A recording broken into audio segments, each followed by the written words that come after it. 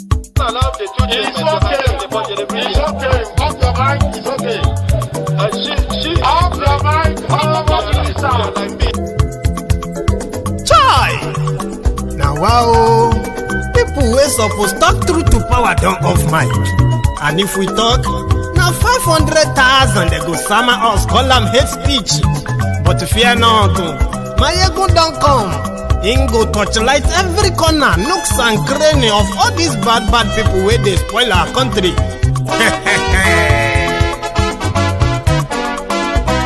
So my people make we laugh, my ego don't come, my people make we shout, my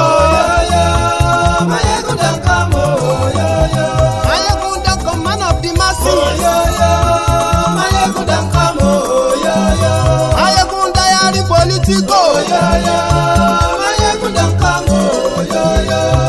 this one not the off in mind. And in the touchlight every corner. Okay, some people be they holla say they want the power. Chai, them be promise us say we go get light and power. Them hustle sote they can't get the power. But now they know they do anything with the power. Every day, dollar just they get the higher power over naira. Still them talk say make we off mind. But thank God say my ego don't come. So my people make you ladder.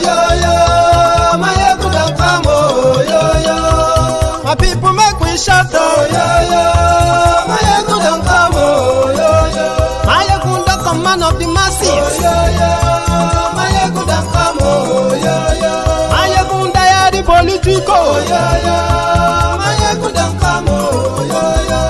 This one not the off in mind. My ego don't come. Person where they do evil, no one make person talk. Them say that my yegun, that man too they talk. He too they talk. Say my yegun diary, he they hot like pepper. But every day then they take money in bulk. Woman picking, they the street they hawk. Still them talk say make we no talk. But thank God say my yegun don't come. So my people make you laugh. My yegun don't come. My people make you shout. My yegun don't come. Man of the masses. My ego don't come. My ego diary political. My ego don't come.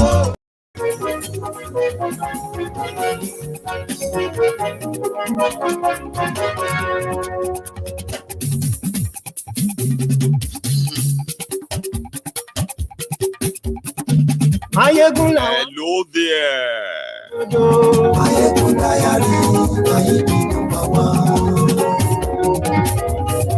Good morning to you, good afternoon to you, and good evening to you from wherever you are watching from. This is Mayegun live.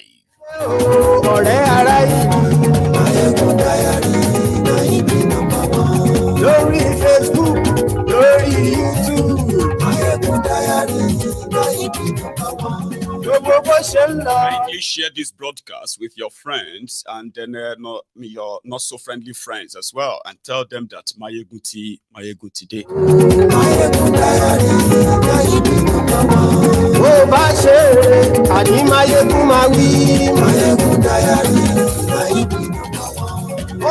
The hardship that Nigerians are facing now is a sacrifice for their unborn generations in order to enjoy prosperity in Nigeria. That is from Kolu, among other things. Share this.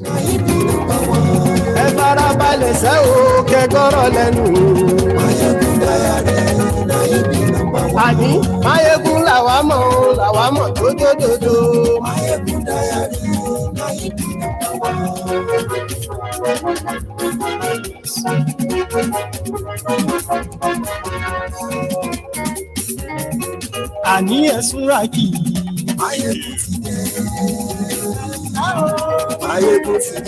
Ọ̀jẹ̀lú esuraki. Ani esuraki. Lórí Facebook. Ani esuraki.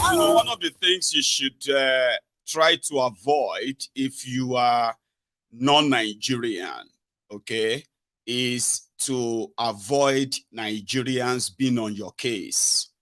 In the last 3 days, Nigerians have besieged every platform known to the Chicago State University, inquiring about Kolu. Did he actually attend your school?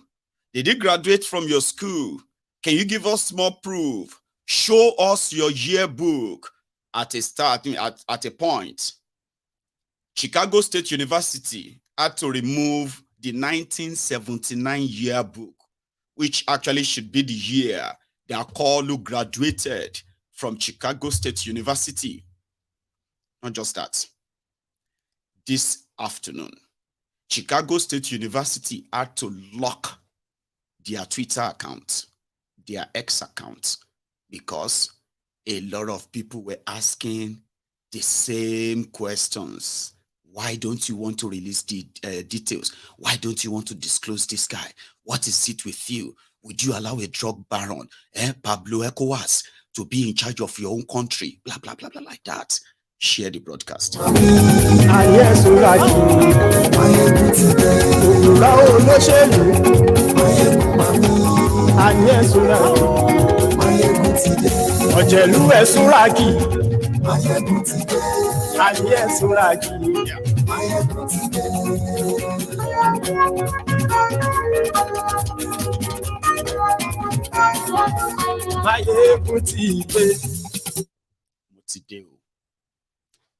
Good morning to you, good afternoon to you, and good evening to you from wherever you are watching from. This is Mayegun live. During the 2023 charade called election, well, that's fine. I'm gonna. I got a message there from the directors. No, sorry, not you. I think it is from Olamide Suraj. You want me to talk about BRICS. It's not part of the chat tonight, but who says it can't get there? Well, we'll get to that part. Don't worry. Let's first take it, as it is scheduled. During the 2023 charade called election and their campaigns, the Nigerian Bar Association, which happened to be the umbrella body of all the legal practitioners in Nigeria, a supposed respected kind of organization, they organized a debate for the presidential candidates across board. And when the day for that debate came, Atiku and then Obi, they were readily available until Kolu wrote it in the papers that NBA is compromised, and majority of them, they were just there to mock him. That is Tinubu. So he stayed away from the debate because they were compromised. Then after the 2023 charade, many of these same lawyers were falling over, heads over heels, trying to get a placement in his legal team, at least to cash out too. Then fast forward to after May 29, when Kolu, like I told you, that the worst thing to happen is that Kolu contested in your elections and rigged the election, and it got sworn in. It is the greatest crime, organized crime, anyone who was probably on suicide mission politically will embark upon if Nigeria was a real country. But they know who they are playing with. So they committed this crime, and is now sworn in with all the power of the president of a country. And me, I may not be an old person, and I'm not too young as well. I have been alive long enough to know that the only mistake you should never make is to allow a known criminal to take power. Once he does, it's either death or a surprise revolution that will actually get him out of there. I have told you that before. You will be able, you kind of get to know more as the months and as the weeks and months comes by, as you will see all the institutions that you probably thought should be able to, act as checks and balances and stop this madness, so they won't be able to, everybody will align. So NBA did their own elections too. And another guy became their president. And since then, he has made it very, very obvious that whatever all of you are quoting, whatever law that you think Tinubu has broken, that is yours. He has been twerking towards him for a while. In fact, he is one of those who has been given a sort of a legal credibility voice to the charade that brought about Tinubu. And like I know, in Nigeria, it doesn't matter how you get the power. It doesn't matter, okay? The entire country may even be against you coming to that power. But the moment you have that power, the criminal establishment in Nigeria, which involves not just the politicians, so including your pastors, your imams, and the rest of those people you call the elder statesmen, they all have to queue behind. And according to them, it's going to be a matter of time. Everybody will still queue behind. And the same NBA, compromised NBA, that couldn't pull Tinubu to come and tell them his policies and the rest. This guy came and he said, they are so happy and they want Tinubu to come and repeat what he did in Lagos, in Nigeria. What did Tinubu do in Lagos? If you are a Lagosian living in Lagos right now, watching me from Lagos, would you wish the slum you are living in right now, the life you are living in that your Lagos right now, would you wish that on the entire country? Would you? Being honest, Wabi? No, I know you probably will never be honest, totally. But yeah, he's about to repeat that. So he got invited to the NBA 61st, wherever. And when Kolu got there, I know a lot of you don't like seeing his face and all that too. There are some certain things that people are beginning to observe, and I think I should point them out. During the campaign, when Kolu became the greatest content creator, remember, if he is not vibrating, he is coughing. If he's not coughing, he is already stumbling or lost. And all of that. Then, apart from that, then the Bala Blue, Bulaba, and all the other nonsense jargons he said, that pointed, and then the repeated trip to Paris, which gave enough picture of what the man was battling with. Then a lot are now saying, see, even though he's talking nonsense, but now they feel like he's not slurring like during the campaign. And I said, well, that shouldn't surprise you. Before the election or during the elections, he had no courtesy, of bringing down his American doctors from Paris, something they advised Buhari. Well, Buhari, they said no matter how much you spell Malam, whether you spell him from the front or you spell him from the back, Malam will always be Malam. The madman left the poverty-ridden in northern Nigeria that he is supposed to kind of superintend as the president, Abi, to go and enjoy the comfy, safe haven of London and using that to see his doctors for however long they wanted to have him. Kolu wouldn't want to spook you so early. So what is it going to cost? To have a segment right there inside the assholerock or even in his own house in Abuja, where they are always ready to jack him up. He doesn't do anything. All he does is just appear somewhere, take a script and read it. And out once in a, well, most of the time, it will go off the line on it. But jacking him up to stop the tremor, to stop the vibration, to stop, to kind of control the slowness. Hello, this is 2023. It is not 1900, ladies and gentlemen. But, well, that's just a part. Other thing I observed is just similar.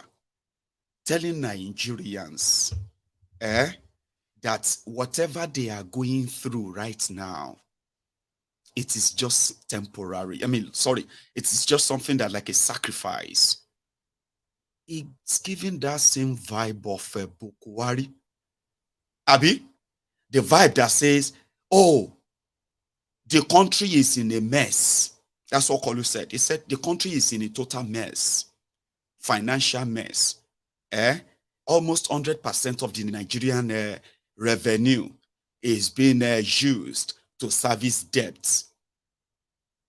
So just same thing to tell you that in 2015, that kind of storyline, they were selling well, because once Buhari and APC, Egbekegbe talk about the poor economy, they quickly point the fingers at PDP. It was easier. They were able to name names. But you know one thing that Kolu is not telling you is that he confessed that Nigeria is in deep shit. They met a country economic in total ruin. Who ruined that economy? Who transferred that power to him? Who was in charge? That is the trick, the lie, the manipulation that follows every other thing that makes you feel like, okay, it's true. So we'll sacrifice. No. You will sacrifice your lives, whether you like it or not. They will sacrifice you. That's the intention. But the vibe is about, is you Nigerians. You must know that you have to, it's all back to you. You have not been those who have been sharing their hundreds of billions of your money to buy cars, enjoy holidays, and on like that. Not you, them. But he was saying all of this in front of the same NBA. But you could tell in the room, if he was anyone close to being legitimate, at least there should be a sign of that when he walked in. Let's start from that. Like I said, some of you may not really like his face, but I want you to please, for the sake of the diary, listen to it. But when he walked in, look at the atmosphere.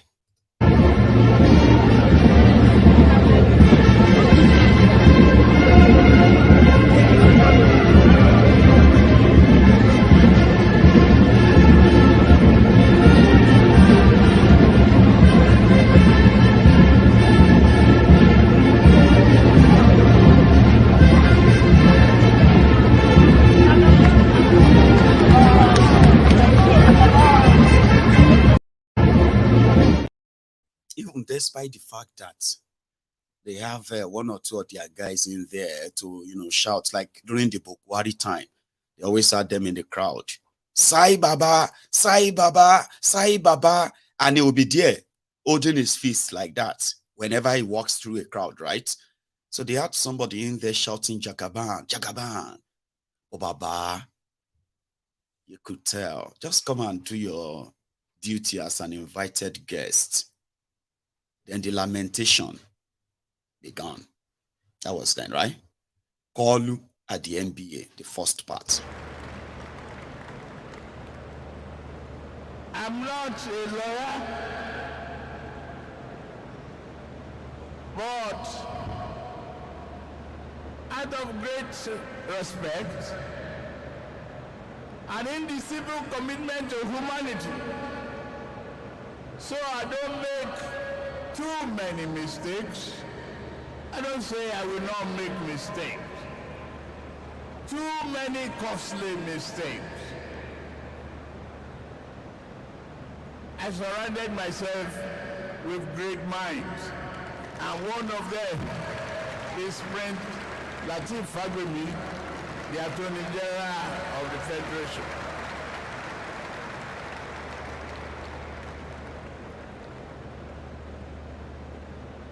Getting it right, charting the course for Nigerian nations building is extremely apt.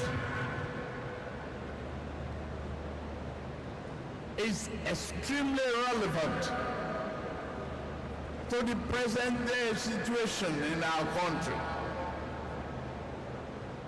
We have to get it right. And together is the theme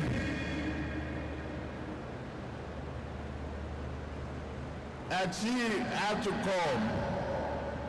You are placed in a very strategic situation in the country and strategic profession.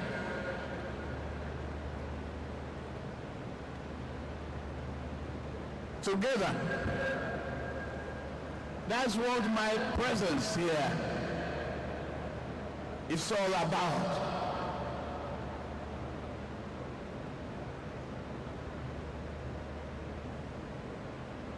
You are learning.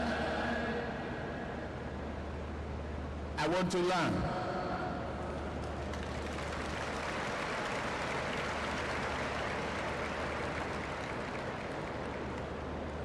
Where is the level of drilling down on the inquisitiveness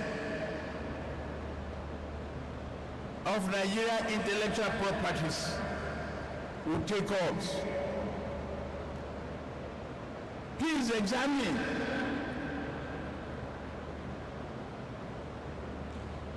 Why are we blessed and so blessed, and we are still lacking?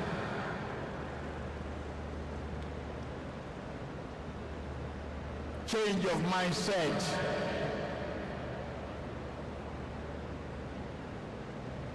We accuse our nation, our previous leaders. We complain a lot of the past. Is that a solution? No. Look forward. Be determined. God has given us a creative mind and will. African people are not dangerous people. We must respect our greenback, our passport. Greatness of our nation depends on that pride that we owe to the next generations, that Nigeria is our country, our motherland.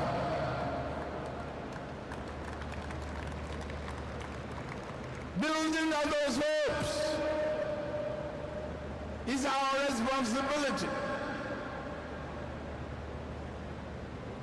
Not about you, not about me. First of all, let me thank the majority of you present here tonight volunteering to defend me on a number of occasions when I get into trouble, I get sued.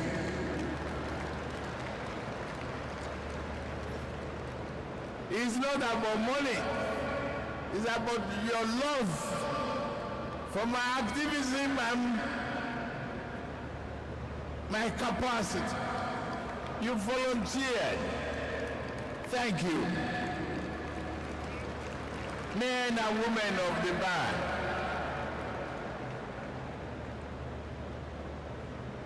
Whatever it is that I'm doing right, remind me. I will continue to do them. Whenever it is that I'm doing wrong, tell me. I will change my code.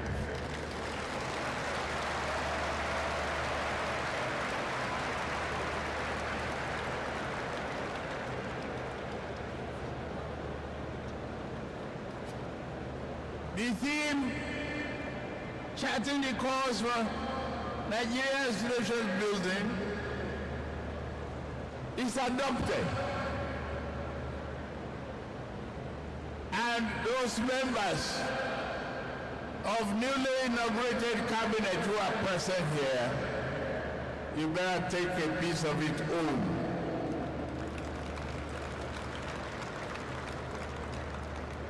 Let's get walking. We are going to make a promise here, like we make the pledge for the nation. A change of mind, a change of attitude, a change of approach to governance. I could see our chief host, the landlord of Abuja,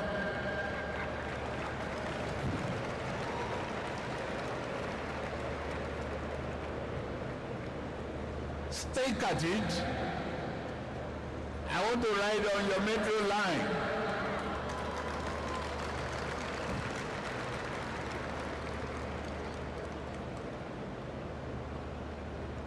If I ask for free land, don't give me. But deliver the metro line for the good and the greatest number of Nigerians. For us, this number matters. Over 60,000 legal minds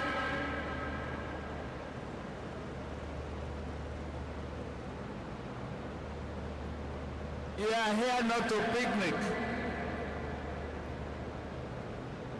You are here to chart the path.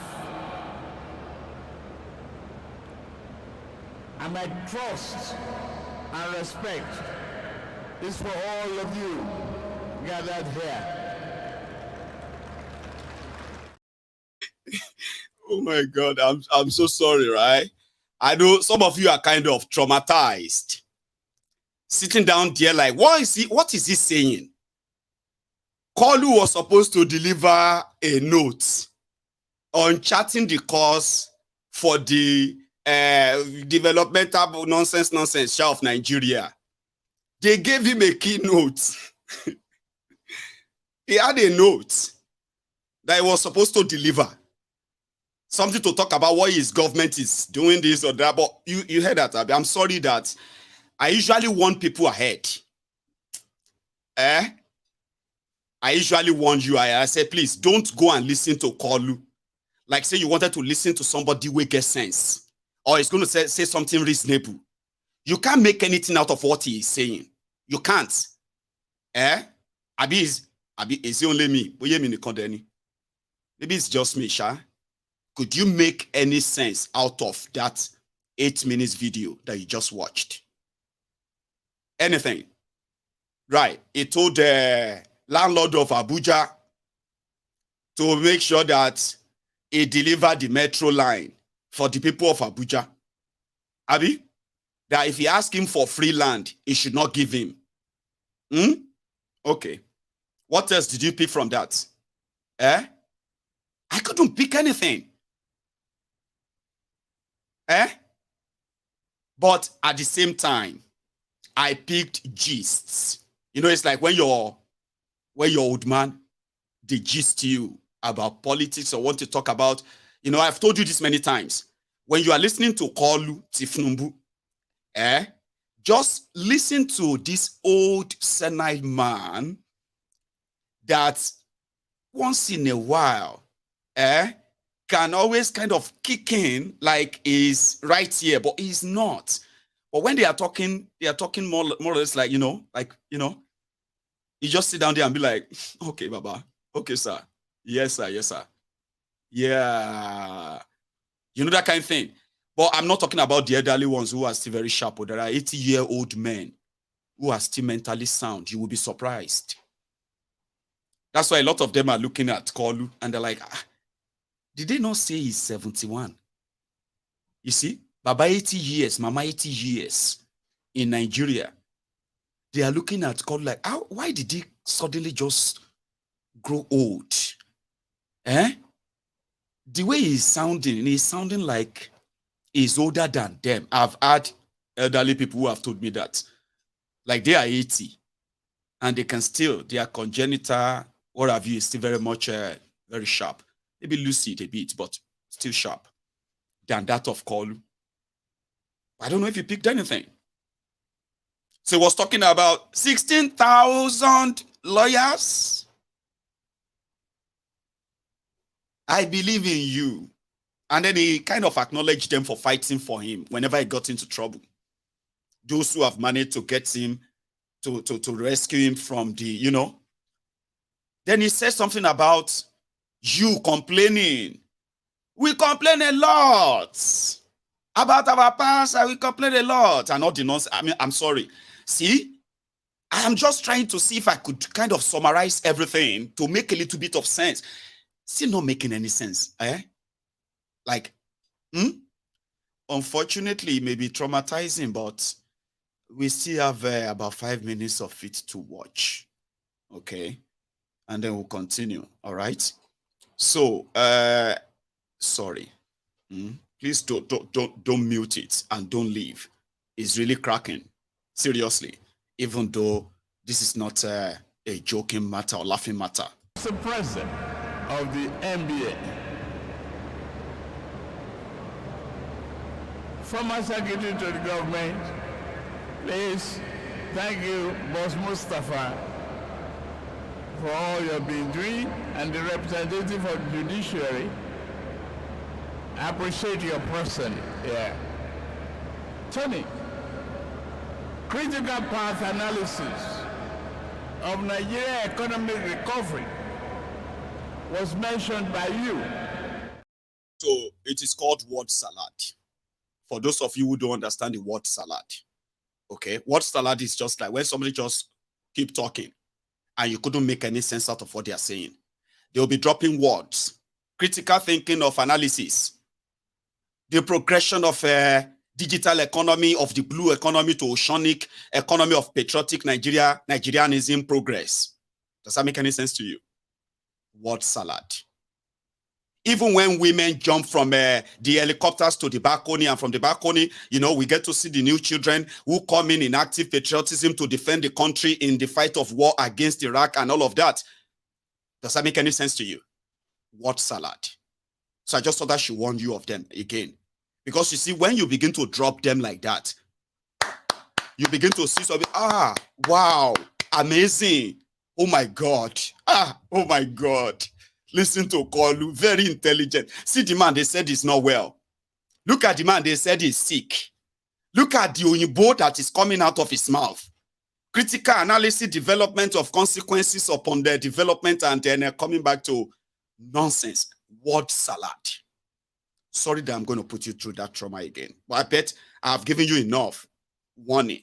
So you can now watch this as not angry per se, but just kind of a pastime sort of. Kolu, continue. The president of the NBA,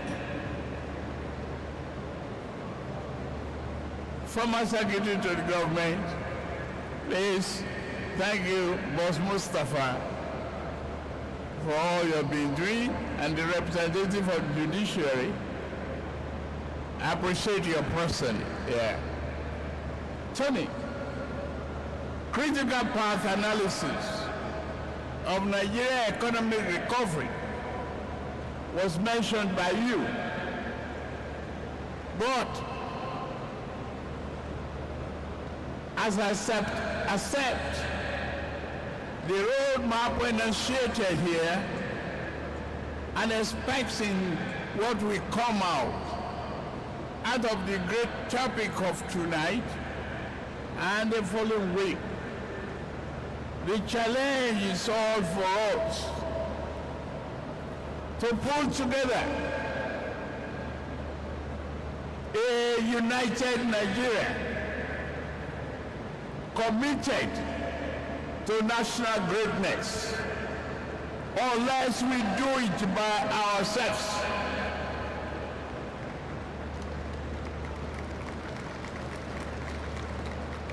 Unless we employ change of mindset,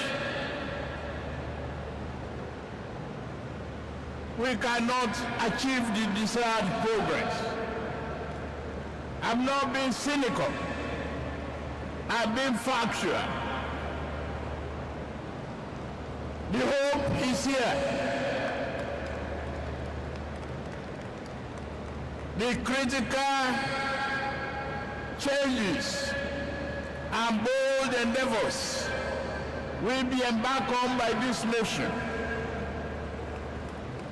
depending on the cooperation and the collaboration of all of you in the private sector, the drivers of the economic growth and prosperity. Yes, it is a shame not to have electricity for the majority of homes in Nigeria. Yes, poverty is not a shameful thing, but not acceptable. We must banish it.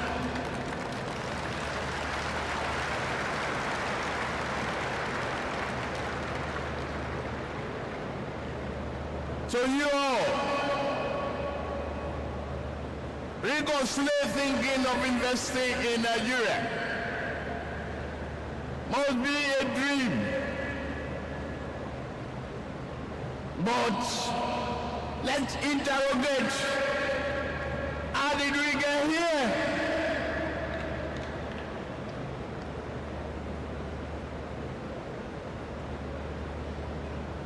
The hardship.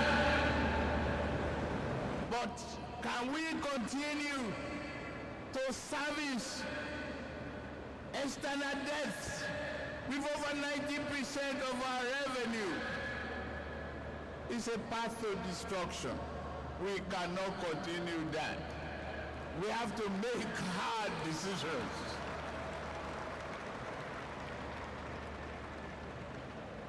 It takes unflinching courage,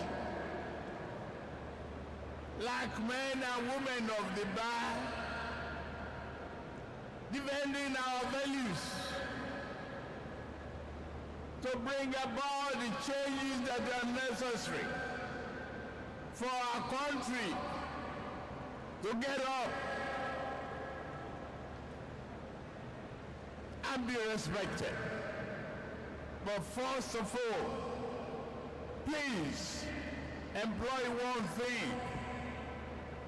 Charity begins at home. It's all that you are pleading here. If the topic of tonight or this week must be what Nigeria hopes for, if we must achieve greatness as a nation, what do we do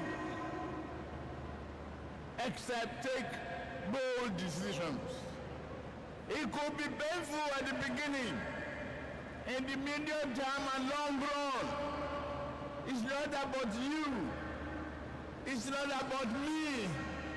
It's about the generation yet unborn.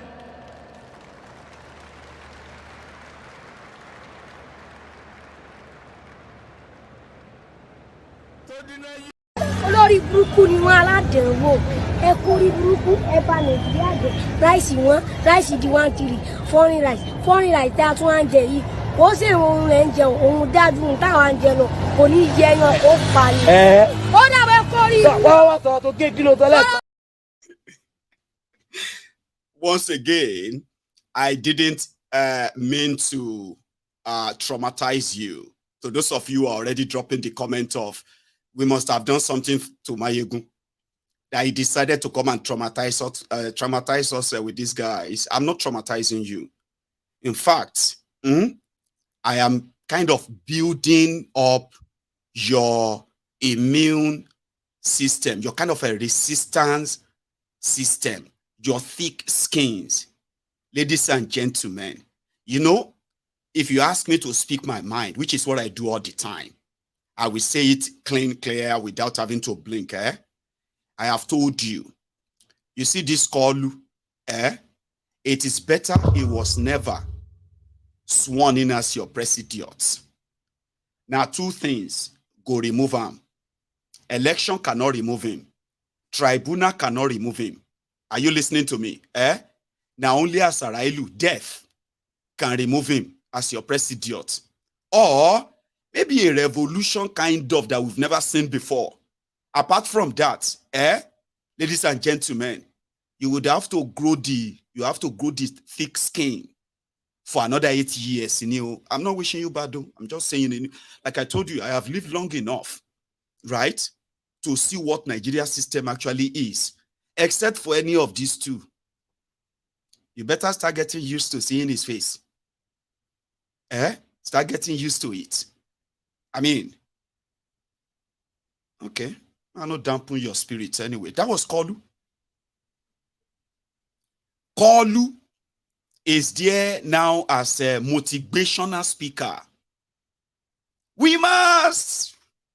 It starts with you and me this evening. People where they share billions, hundreds of billions of your money. While palliatives to fight poverty.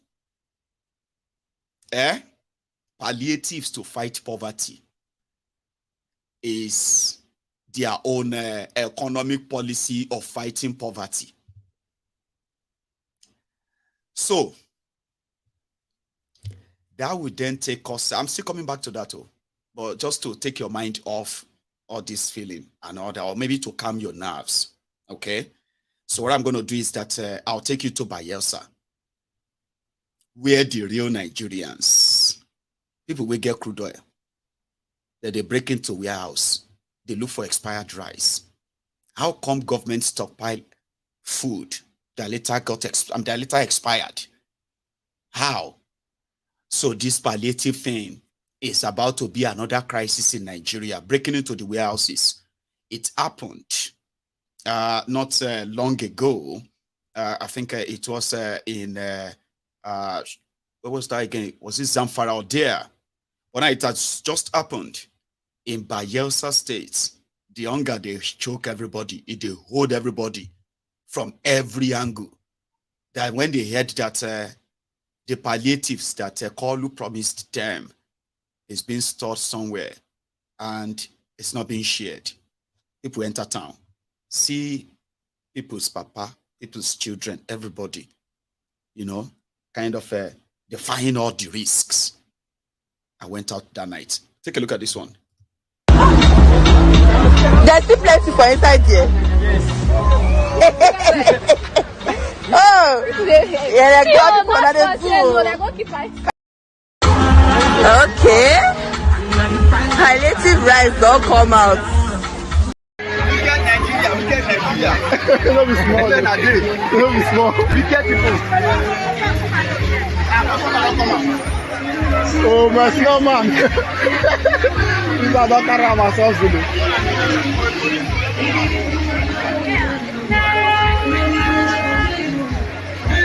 Everywhere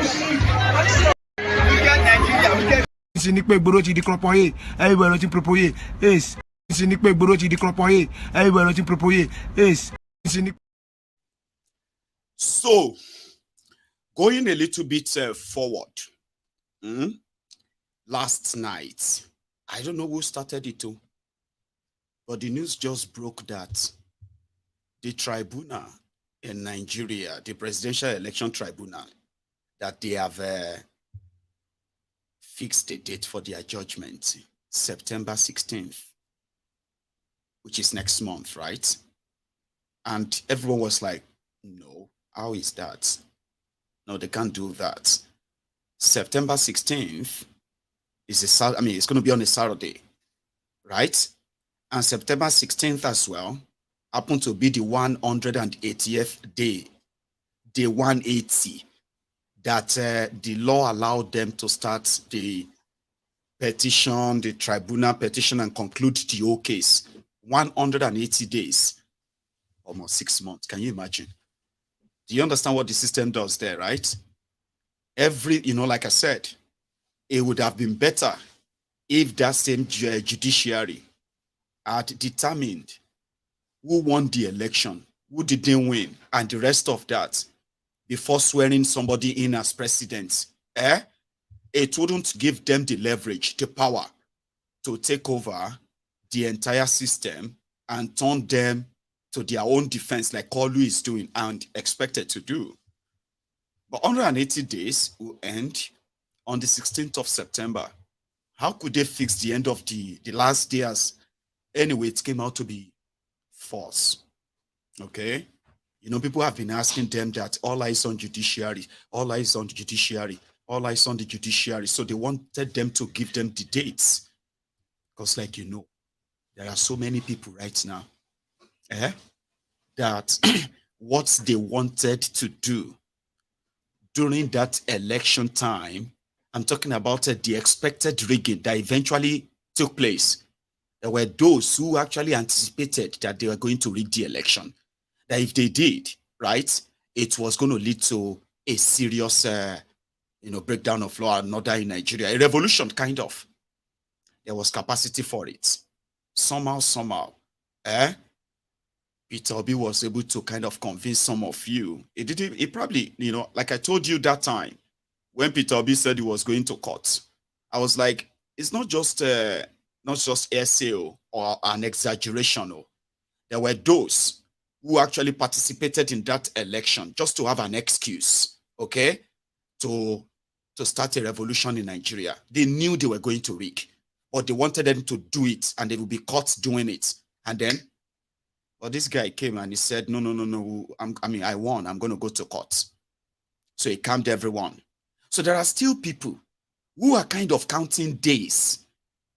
I don't know if they are still as angry. I don't know if you are still as angry as you were before, during, and after the election. I don't know. But gauging the pulse of the people around there were those who were actually ready to take them up at the time, genuinely. But they held down. They are still holding down because some of them are still saying they are just waiting for the judiciary. We are just waiting for the judiciary. If the judiciary tried anything, you will see. I said, okay. So the judiciary came out and said, no, we did not choose 16th of September. We haven't even fixed a date yet. Even though, if you have to start counting it, it simply means they only have just about 18 days to decide on the petition before them. Just 18 days. Between today and the next 18 days, they must deliver their judgment. So they denied that they didn't fix any dates and all that. Now, like I said, to calm everybody down in a way that I want to take us back to a kind of a nostalgic, back. It has to do with Peter Obi himself, talking about what he was told about Nigerian politics before he eventually ventured into it. He said he never participated in politics until the day he decided to run for governor. Something I saw online, and I decided I'm going to share that with you. A mid-break kind of. Before we continue, I also have we have something also that I kind of want to share with you. Have you liked the broadcast, by the way? Let's go back and listen to this. But let me speak more of public life, because that's what concerns all of us. I was not a politician. I have never actually voted when I decided to go and run for governor of Anambra State. I've never even slept in my village for one day.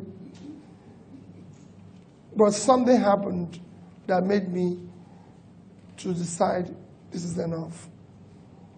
And what was that? Coincidentally... Sorry, for the record, that clip was 6 years ago, just for the record. But let me speak more of public life, because that's what concerns all of us. I was not a politician. I have never actually voted when I decided to go and run for governor of Anambra State. I've never even slept in my village for one day. But something happened that made me to decide this is enough. And what was that? Coincidentally, in 1999, Professor B.C. Nwosu ran to be governor of Anambra State. In the primary, he lost. Professor B.C. Nwosu.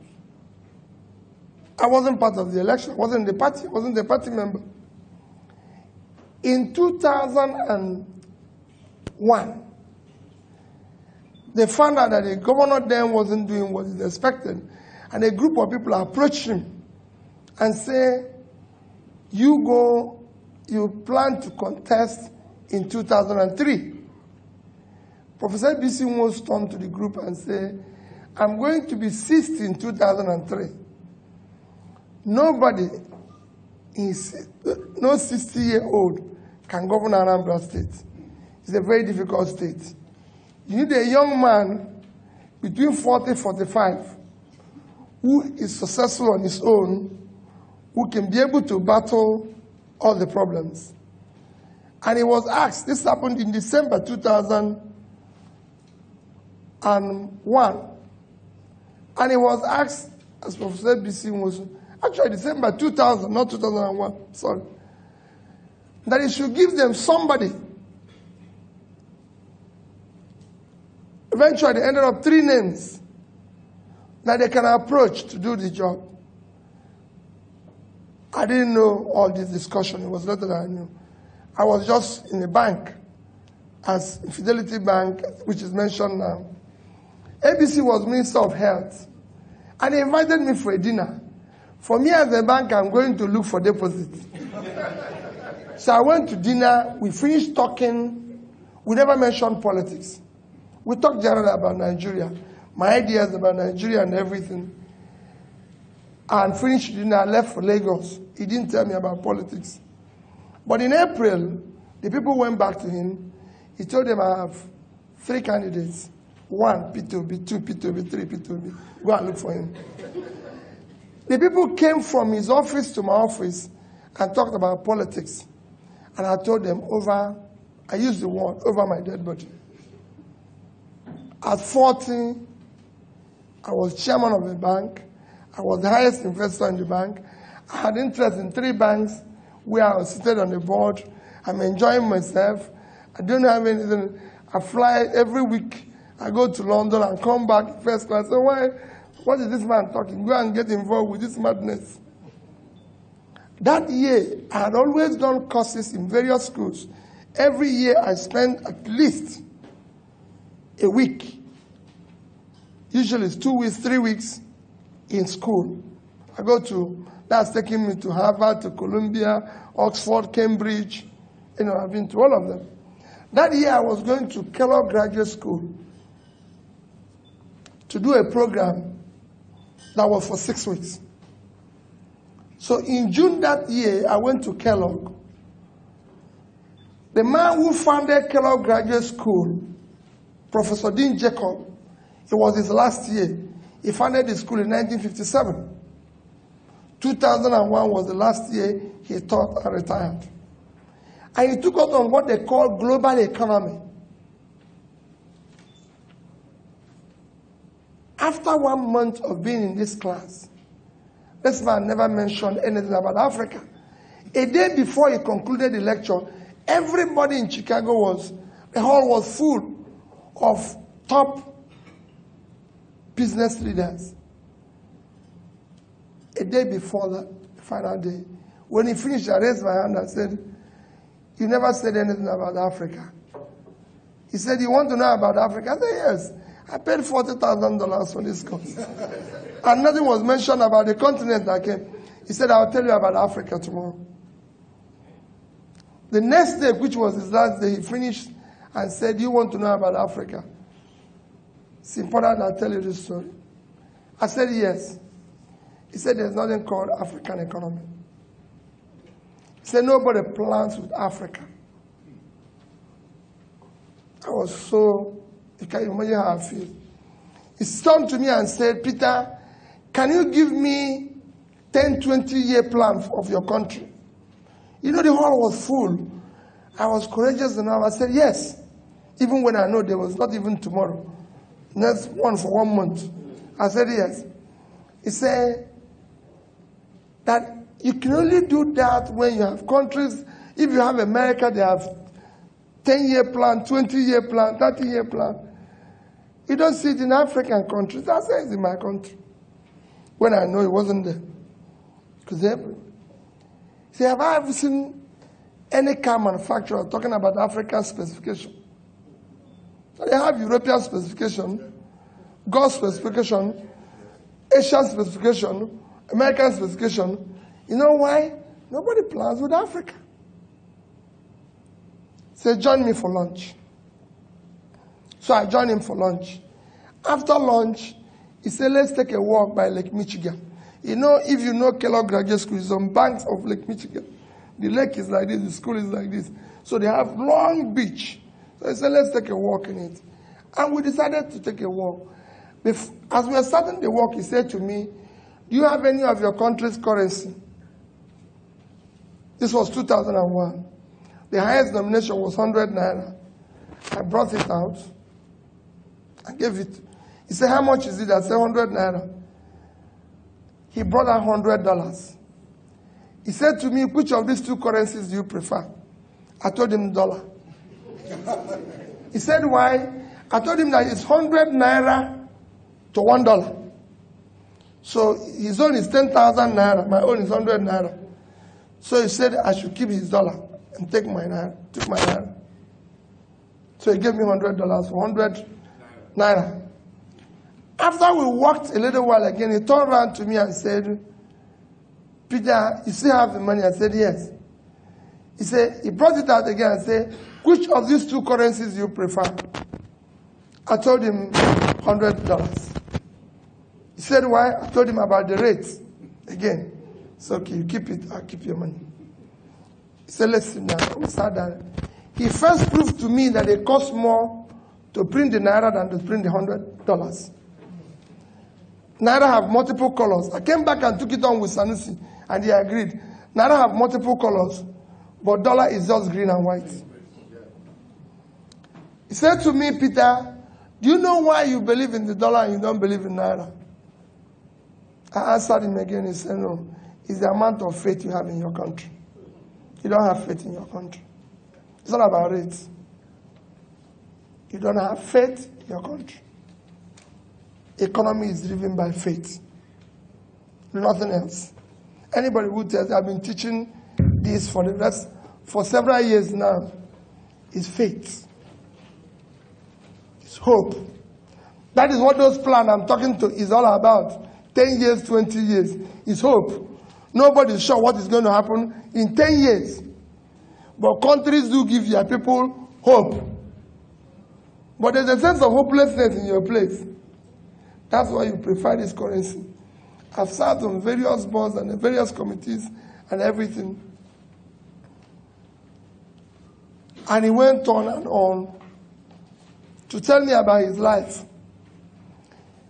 And he convinced me that Japanese people keep their money in yen, not the rates.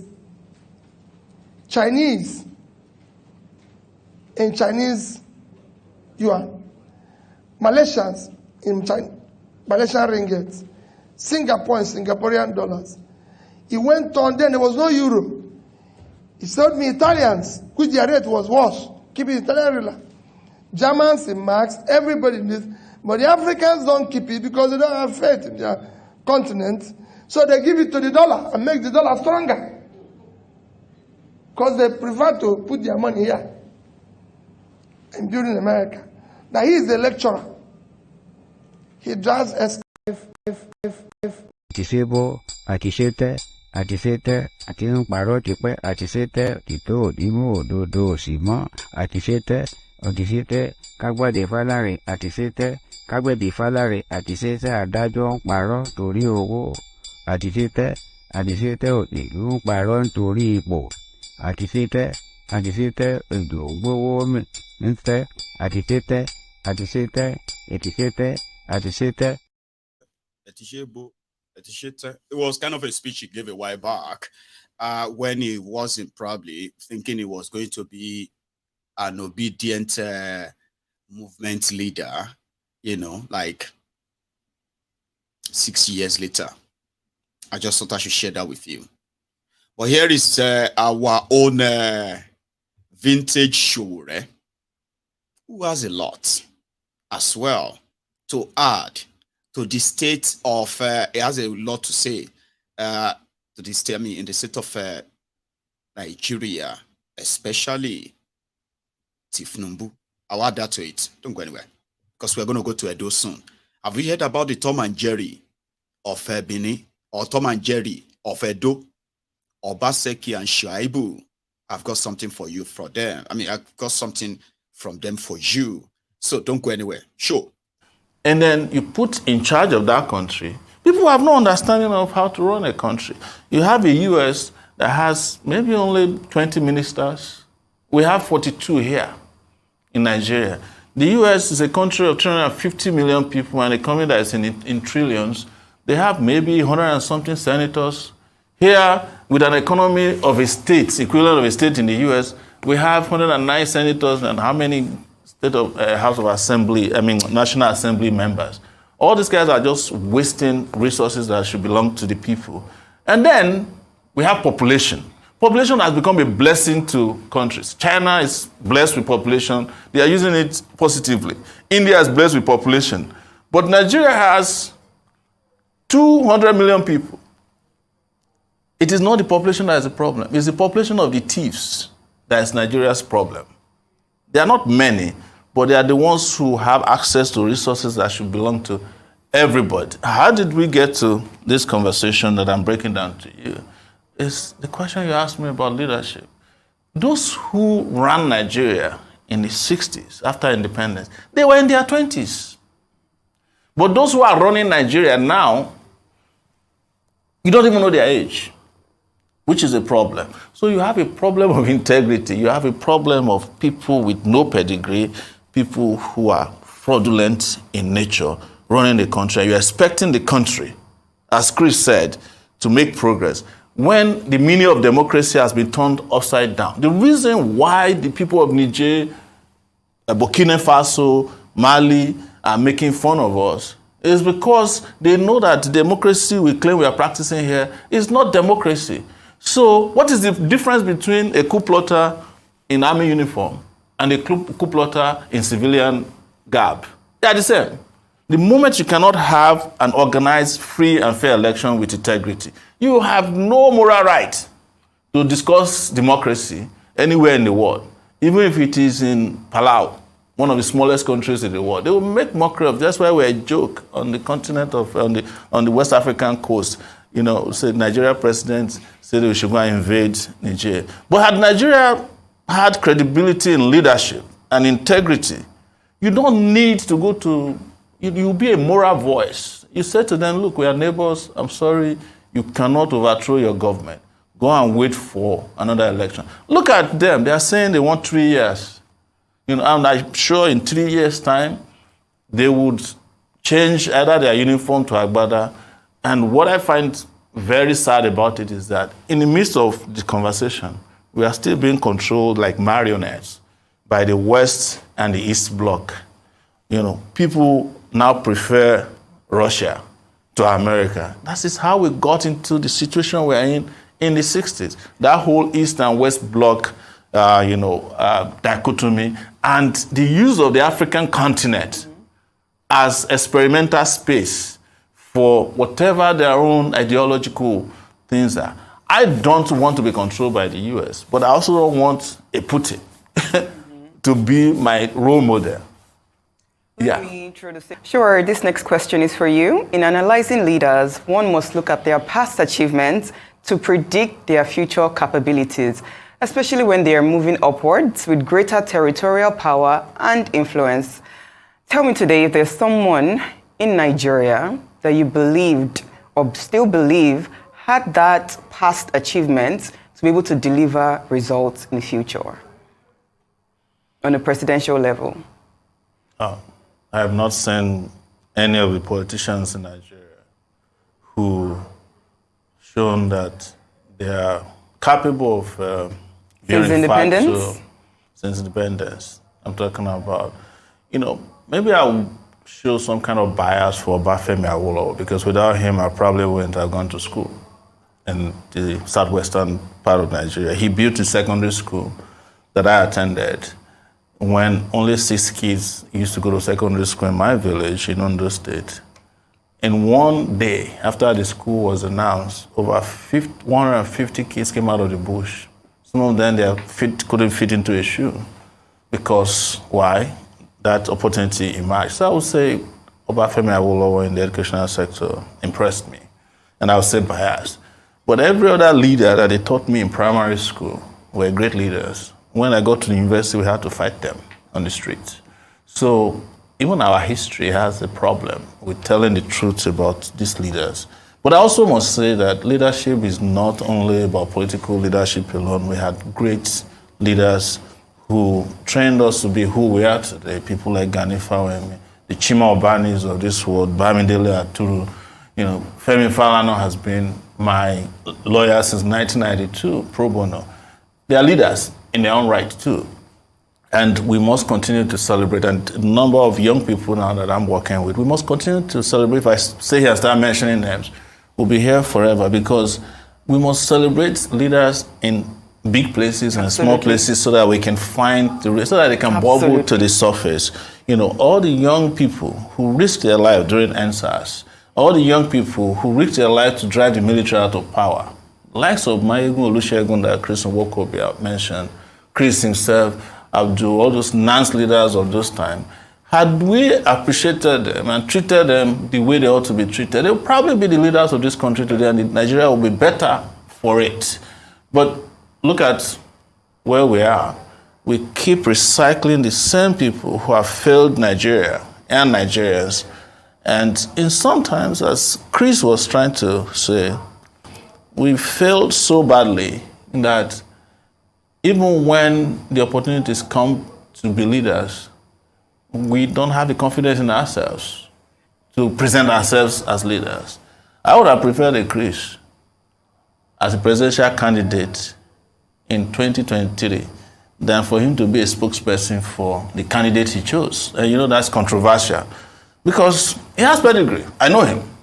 But I don't know his candidate. I didn't know him during the pro-democracy era. In fact, he said publicly that he worked with the military, helping them to clear the port. But these are things we must confront. Like, we find ourselves so hemmed into different corners of this world, and Nigeria happened to us, that we don't even have the ability to present ourselves as leaders. When people like me present myself, they say, oh, you don't have experience. I'm asking, what experience do you need? The only experience I don't have is the experience of stealing. Oh, what have you done before? You have never governed the state. The people who govern the state, can you go to their state and spend a vacation there? Are there roads there? Are there schools there that is one of Africa's top 1,000 universities? Do you have hospitals there that they themselves can go to if they have a headache? The people who govern states before. So we always keep making that mistake. I think it has to do with judgment, even on our part, and that's why I love what Chris said, that those of us who went through the raw deal must now talk positively about a new deal. And that new deal cannot be by subjugating ourselves or inserting ourselves in opportunities because those opportunities sounds popular. Because at the end of the day, it is we who are somehow activists or outrightly against the status quo who get first punished. I've said it to. How many times would they tell you before you know that Nigeria is not for you? Now they never leave you. They have left you behind. Photo, not be juju be that. Sorry, oh. May God not allow them, make them kill you. 70 years old man. Vintage Shogore, it will always say it exactly the way it is. But our own man, who still kind of believed that Nigeria can be saved, you know what I mean? Unfortunately, he's not gaining the right traction that he should. But when it comes to speaking the truth, hate him or like him, right? Everything that came out of his mouth just there are facts, undisputable facts. But we have heard a lot. You will say, I was going to take you to Benin, but I thought maybe we should quickly stop by in Chicago State University. You see this issue of Kolu, whether Kolu went to Chicago University or not, or whether Kolu is using Ori Olori or not. It is something that Nigerians have now escalated to the point that the Chicago State University and their staff have been receiving thousands of emails, calls, and all of that from interested Nigerians who want them. Why are you going to court to go and ask court to release the document?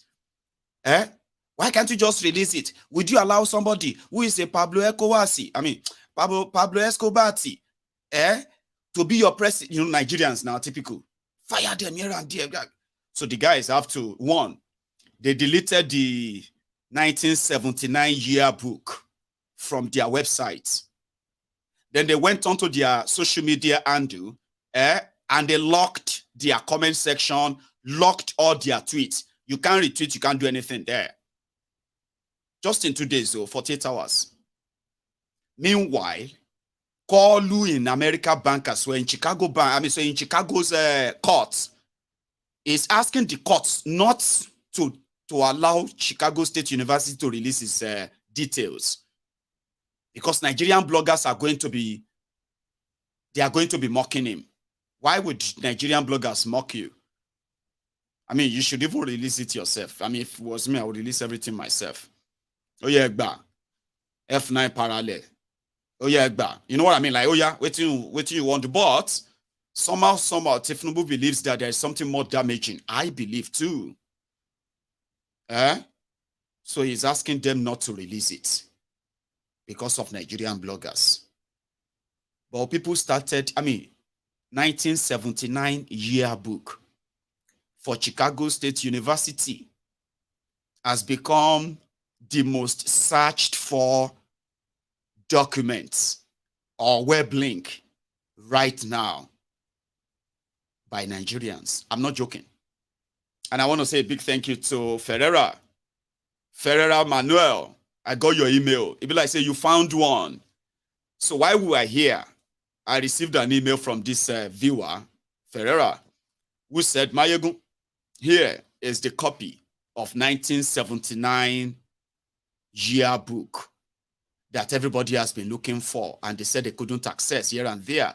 He's managed to. If you haven't already, or if you can't see it anymore, somebody just sent that to me, and I'm going to share that with you. But there's this problem too. Like, as usual, everybody, the students who are supposed to be like mates, course mates, classmates, and the rest of them in 1979 graduating sets, in their yearbook, they put up all of different activities, like group activities, sporting activities, and so many other activities that they, kind of participated in their yearbook. Somebody, and another thing, every person in that yearbook, every person had their name spelled correctly. Now only that of Tinubu they don't spell correctly. We don't know why. Okay, so it said they spelled his name as Bola A. Tobs. What the hell was Bola A. Tobs? Tobs. I don't even know how to pronounce that. So a lot of people are kind of like, Omo, is that even real? So I haven't seen this yearbook like this. I've only been seeing a screenshotted part for some time, including some reports that have covered this same topic in the past. I've only been seeing a screenshot, but for the first time, Ferreira, my viewer, has given us the full yearbook of 1979, the year that Tinubu supposedly graduated from the Chicago State University, Abi. And by now, you would expect some of the colleagues of Tinubu to also come out and say, we went to school together now. Oh, I know him. I mean, I remember him.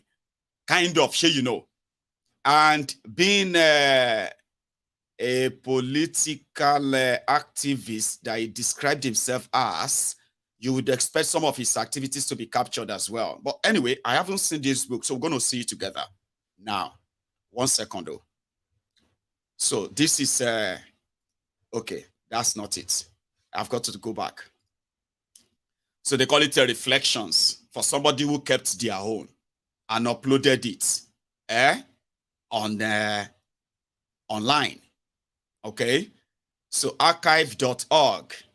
Now, if I start playing this screen, right, you begin to see the lives of so many of these students, Africans and, you know, Americans and the rest of them.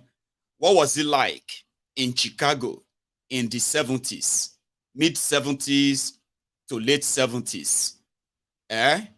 Chicago State University. That's what it was before. Yeah. And then you get to see those who are like their presidents, club president, union president, and all of those, right? So this is the book. So if you see Tinubu, please point him out. Oh, now all of us, they see this book now for the first time, okay? Not be all of us anyway, okay, some of us. So I may miss something, okay? So you can point them out. I'll be reading the comments for the next 5 minutes when I'll share these book pages with you. So campus events and activities, Jill Scott Aaron, telling it like it is, United Nations Day. Somebody who put this together is supposed to be somebody who went to school with Tinubu. Chicago State University Women's Club, Campus Organization, Kappa Alpha, PSI Fraternity. In all those, right? So, if you see Tinubu, please point him out. Oh, have you seen him? Of course, it's old. Everyone you are seeing in this picture, they are like old men right now, old men, old women, for those who are still alive. So, 1979. Marion Wilson Comer, Vice President of Academic Affairs at the time. These are supposed to be the members of staff. So, to the classroom. This was how their classroom were like classroom shot back then. Science classrooms, biology, fun courses, on and on. Like they were also like kind of goofy too, like having their own time. Hang on, let me see if I can. Okay, no, I can't. So in sports, swimming, wrestling, volley, ball team. And then after this, so you are going to see all the students. Please, please, please, please, don't do that. I know a lot of you are going to be kind of catching fun with that. Okay, let's be serious. I want you to pay attention on the screen. Okay, pay attention to the screen. Your screen. If you're watching it on a big screen, TV, I bet it's going to be bolder than this, right? Very big. Tell me, you see all these names, Remember this Mary Adadevo? No, not the one that died in Nigeria, by the way. But you know what I mean. So, Olabisi Ayorinde, this is a Yoruba woman. This is a Yoruba woman who went to the same school. I don't know if she's still alive, to tell us that if she met with Charlene Anthony. Let me see other names that are more or less like Yoruba names or Nigerian names. People who could have come across Tinubu at the time. So these are supposed to be students. Oh, these are the students. These were the students then in that school. Okay, all of them.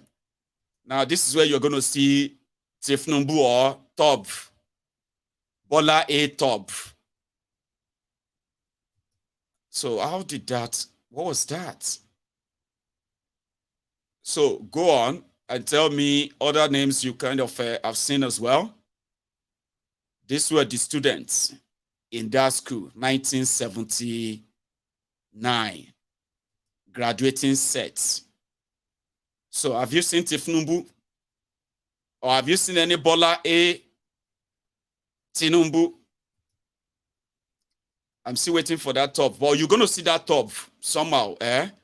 This is like the original student archive that graduated from that set, 1979 set.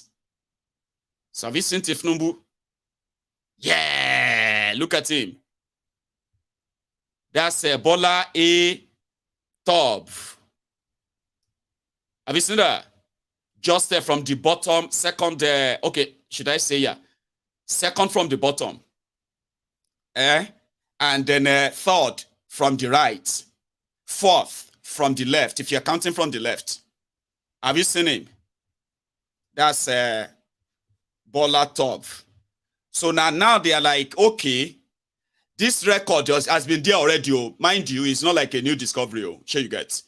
The Chicago State University said Bola A. Tinubu graduated in their school. And Atiku is now asking for, somebody said, maybe in the last minute, you know, when they use Olori and all of that, they can't supply, what do you call it? They can't supply the passport during the graduation time. I mean, like, how did he do that? I don't know. So that's the future president of Nigeria from Chicago State University and other students too. Sure you get, there is no other activity. And you would expect that, for example, all these people, they should still be alive. Not be all of them go don't die now. See all these students. Hearing about Tinubu and the rest of them, they should be able to be like, we know him, oh. He was a boy or he was a girl before then. So, Ferreira, thank you very much for that, okay? For sharing that with us, or in fact, bringing that up. So the same colleague will be going to the US. It will be going to the US in September. And they just said that it wanted to cut costs. So anyone who is not, who has nothing to do in America should not follow them to America because they want to cut costs. Bobo. But anyway, I told you about the Tom and Jerry. The Tom and Jerry of Benin, or the Tom and Jerry of Edo. That's Obaseki and Shaibu, Abina Shaibu, his own deputy. Now, listen, I sometimes kind of wonder, right? If I am your deputy governor, okay, let's say I am governor, and then I have a deputy. So, what is the idea of choosing somebody as your deputy governor if you have no intention of them continuing on the same thing that is like the same idea? I mean, if I be governor and you are my deputy, that means we are a team. So if I bring out policy, if I do anything about whatever, that means we are doing them together. Abi? So if you do them for 8 years together, isn't it the right thing to kind of support your vice to, I mean? So Baseki was like, no. I know this guy. This Shuaibu is impatient. He's impatient. Even though we team together to chase away Oshiomole. Now, I be like, say Oshiomole, who has become a senator now, is having the last laugh. Because the last 3-4 months, some said it's been longer than that. Oh. The last 3-4 months, the fight between Obaseki and Shuaibu, and then living in denial of it, can't be like that of Tom and Jerry. You know that Tom and Jerry, when which one be Tom again? Tom the cat, Jerry the mouse, Abi. So you see, Jerry will come. It will probably burn the tail of Tom. And the moment Tom decide to react, and everybody say, the owners, probably their owners come out, or let me say the owner come back. And then Tom would have to pretend like everything is fine. Like that. You see, Tom and Jerry kind of thing. You will see them and they'll be like, no, we are not fighting. Oh, no, he's impatient. Oh, he was plotting against me. Obaseki has been like that, like, Shaibu and him. They cannot. Shaibu raised the alarm. He even went to court to stop Obaseki from removing him as deputy governor. How did these two jolly good fellows become enemies again because of power or what?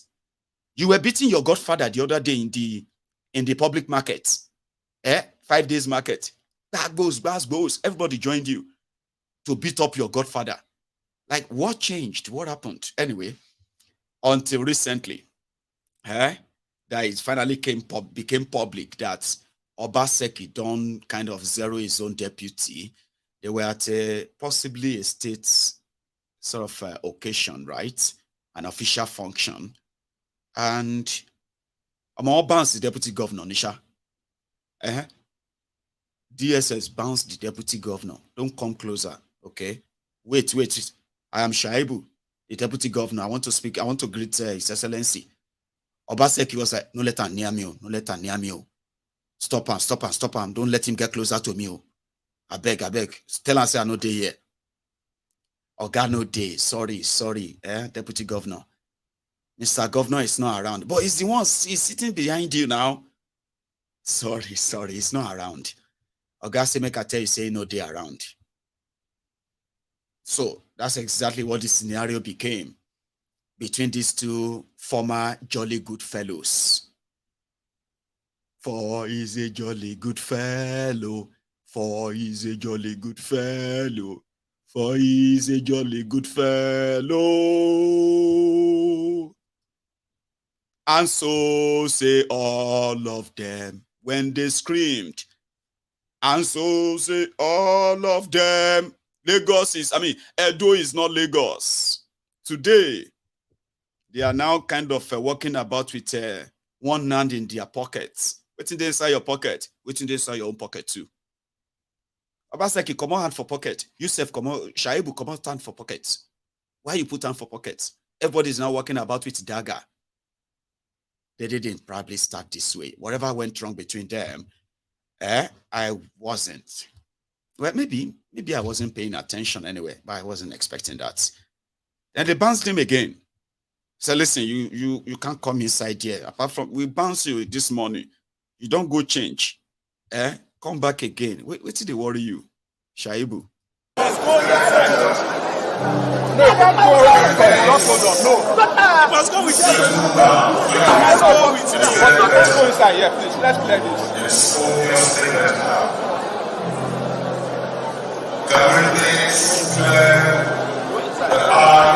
Don't go in, please. Don't go in. You're doing what is happening. No, it's not fair. It's not fair. Tell them to feel what's happening. So just hold on, let me get instruction. Just hold on, let me get instruction. Do that. Record him as his name. Your Excellency. Your Excellency is not right. Continue recording. Don't do that.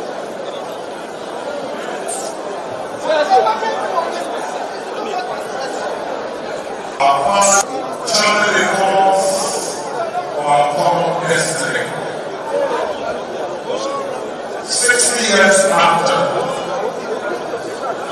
we are gathered to know the way forward. Let's go. Retrospectively, what we are.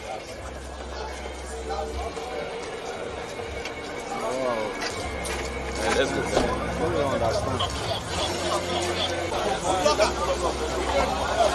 Where's the boss?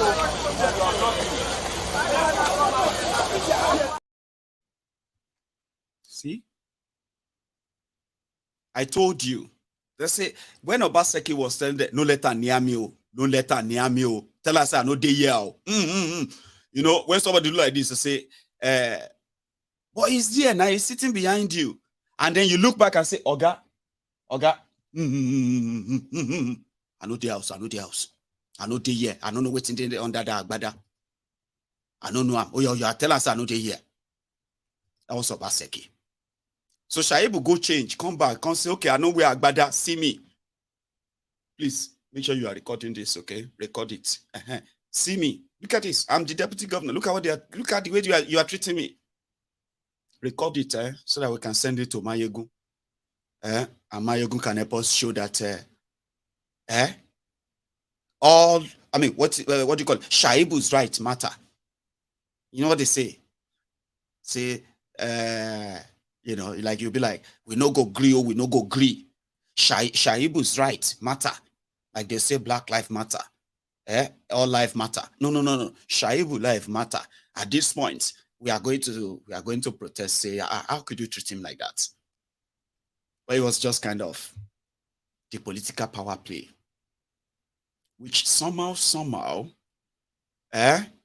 is the lot of these guys, is their way. And guess who suffers? The people.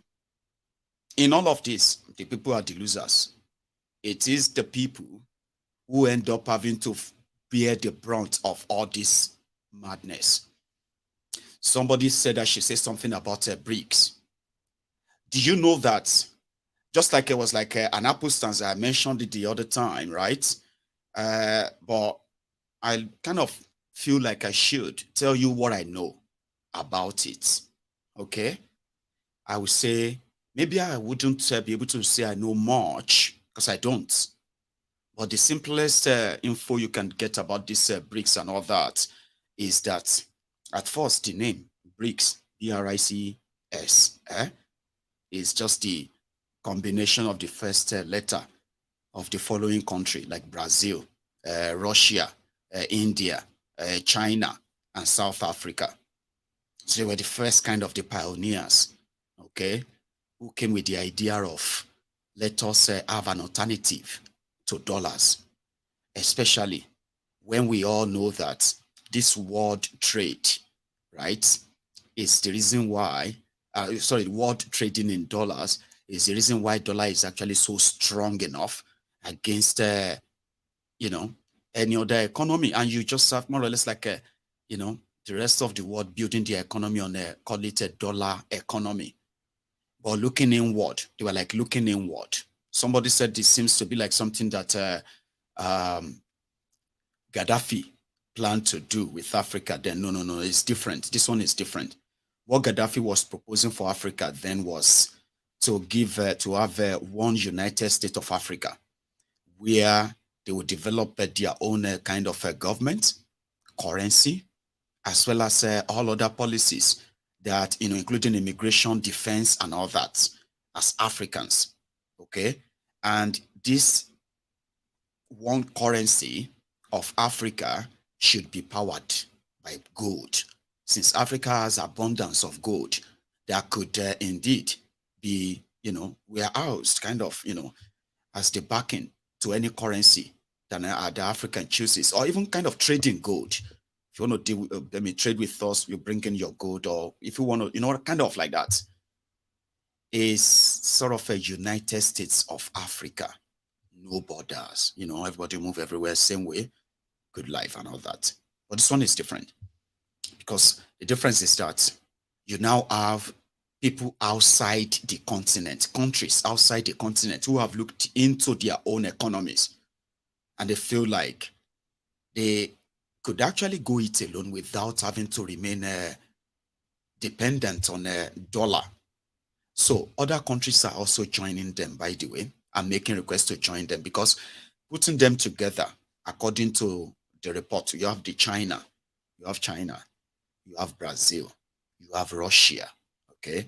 Then you have South Africa, which happen to be the only sort of, kind of a representative from Africa so far. But others have now joined, where they are now about over, I think they are now hovering around the 40, 45 in BRICS. So the intention is this: China, Brazil, and Russia, China and Russia, they are considered as, sort of a top advanced economies, okay, who have a lot that they can share in what is like the sharing of the prosperity of these economies. So when they trade, okay, what countries actually do together is trade. It's only that Nigeria have nothing to bring to the table. other than crude oil. And the crude oil itself is not actually the key thing that they are looking for anymore. And the crude oil that Nigeria has already lost control over anyway. So that is why Nigeria does not belong to that kind of economy where you bring something to the table. So part of what they are looking at is if they want to take any resources from Africa, for example, okay? So the terms and conditions of this deal should involve Africans in it. For example, why not develop industries to process African resources in Africa, create jobs for them, okay? And in return, whatever you also kind of need from them for your own people in your country, you give them the fair share, like fair price for their resources. So this time around, it's like building the economies of member states, trading in their own currency. For instance, let's say the people of South Africa who actually trade in rands, okay? So that means Chinese who trade in, is it yuan? Yuan. Then the Brazilians who trade in their own currency and all that. So whenever they want to buy something from South Africa, right? So they will make the purchase in rand that goes straight to South Africa. When South Africa want to get anything from Brazil, they make the payment also in their currency. But you know what they are now trying to do is, instead of, like you have the dollars, you have the euro for the Europeans, Abi. You have the dollars for the Americans and then for almost half of the world, Abi. So if they have the economy that is over 4-5 trillion dollars worth, you know what I mean? Like as joints, in fact, what am I even saying? We're talking about hundreds of trillions of dollars economy worth with China. So they can develop their own currency too. I'm just saying this. So let's say they say orange tie. They can develop the same way you have euro, the same way you have a dollar. You can now have a currency called BRICS. That currency called BRICS is going to be like when these countries trade among themselves, they don't have to worry about devaluation of their currencies to match up, the trade wherever with other countries. They don't have to, okay? The same value for every resources, the same value or development for every member state, a kind of a proposal that is so fair. And it is more fair to Africans, to be honest, if it works out, okay? But you must have something you are bringing to the table, all right? Economic stability, political stability, security, as well as, sort of a stable economy is the same economic stability, Abi, yeah? Nigeria has none of this. It's pretty much empty. So to say, no thanks to Buhari of APC, Egbekegbe. So what BRICS is all about would have been a great thing, alternative to dollars. So, and the more trade they trade among themselves, the stronger the currency will become. So, if you are a member of BRIC nations, right, your citizens and the rest of them, when they are traveling through any of these part of, all these member states, right, they are sort of protected from the valuation of exchanging their currency for dollar. So when the demand for dollar kind of reduces, it helps all these local businesses as well to kind of have alternative to trading in dollar. Does that make any sense yet? American dollar is expected to be built on the Saudi petrol. It's called petrodollar. And the way it is going right now, Russia, Saudi Arabia, and so many of these other oil-producing countries, they are now all of them are now rushing down to the BRICS. And even France that is facing, an annihilation from Africa, France is asking that they should be invited to BRICS as well, because it's all about who has the best offer on the table, especially for Africa. And with all this flying American sanction, European sanction on different countries and all of that, IMF, the valuation of different countries' currencies, BRIC comes to mind. or comes to a place that could be an alternative if it works. Okay, it won't be the first time that the world economies are coming together. Some countries will come together in an effort to set something up that is an alternative to dollar. It won't be the first time. And I can bet you it won't be the last time too.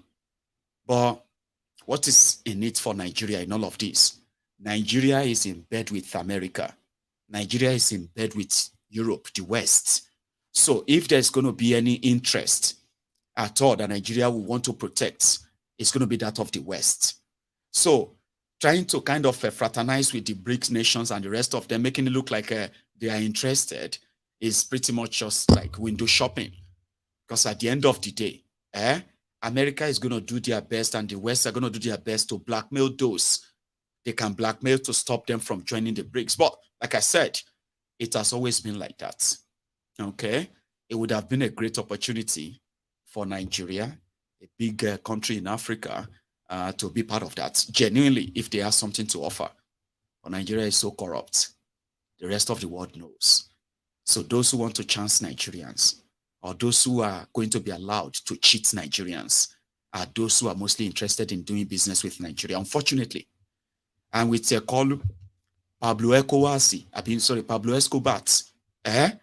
you can tell you are going to always be dealt the long part of the spoon, unfortunately. But that's all I know about BRICS.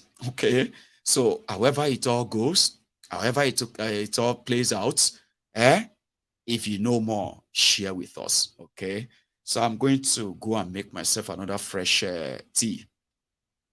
Now I am going to take calls tonight, so that even if it's just going to be for an hour, I'll do that. Okay, before I go to bed.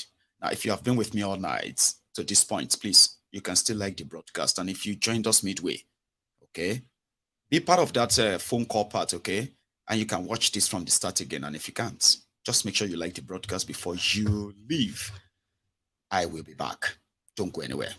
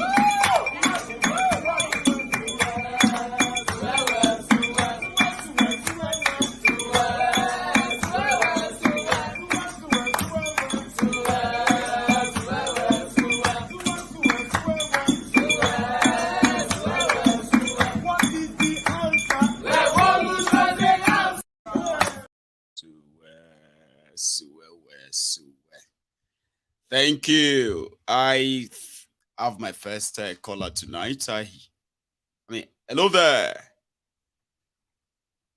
I hope Yes, I actually got that anyway.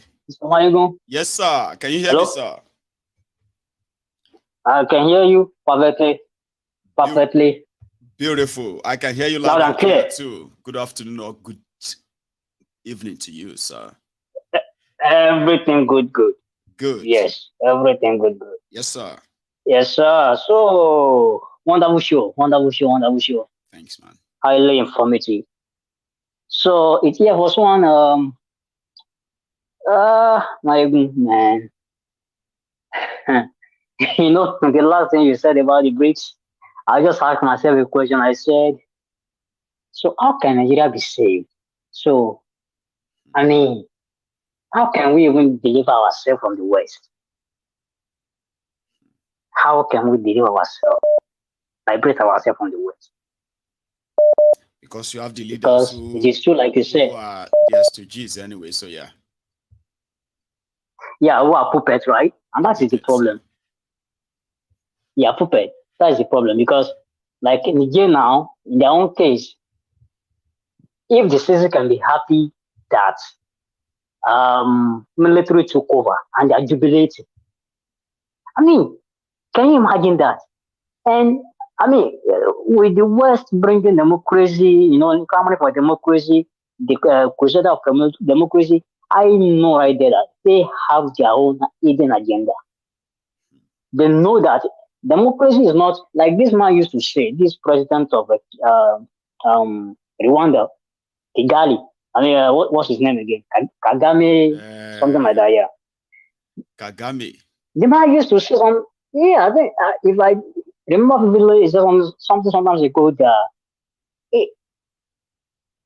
democracy will not work for everybody. We are Africans. Maybe in our own continent here, there is certain system of government that work for us. But so far so good since all these democracy things that they've been talking about in Africa since 1998. I didn't see anything good that any Nigerian can see if enjoy. Probably other than MTN coming to Nigeria and MTN and Globe, whatever came to Nigeria. Other than that, I didn't see anything. Roads are nothing to be written home about. Welfare, zero. Hospital, zero. Nothing. Security, zero. Nothing. Now, regarding the tribunal, like I said sometimes ago, the only thing that I'm holding back, that is making me to kind of, still have certain thoughts about, or I'm not going to say hope, but trying to see how the trauma will play out, the kind of person who believes. Okay, because we all know that Obi won that election. I didn't mean the democracy, they play it the way they're supposed to play democracy. Obi won that election. Now, according to Obi history, when it's come to lawsuit and everything, tribunal and everything like that, he has never lost before. So he's anticipating now, and with this, always remind you that you shouldn't just write him off.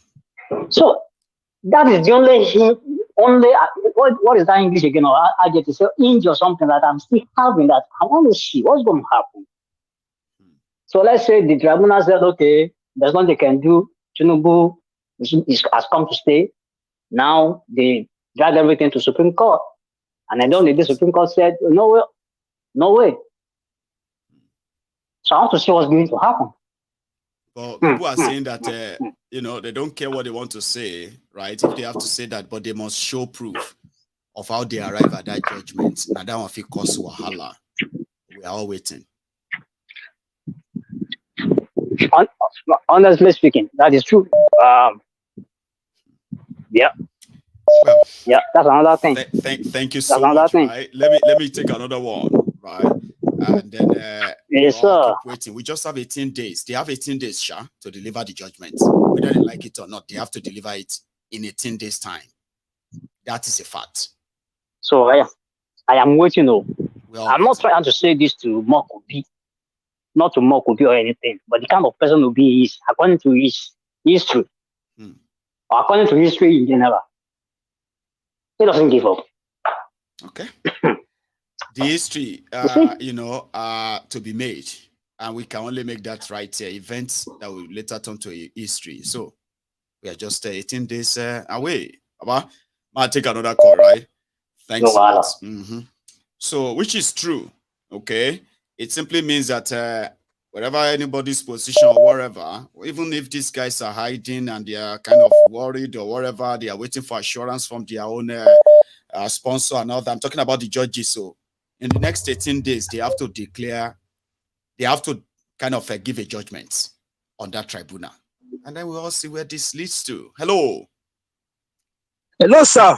Mr. Mayagu. Yes, sir. How are you today? I am very well, sir. How are you, sir? Happy Monday. Happy Monday. Happy Monday. God bless you. God bless you.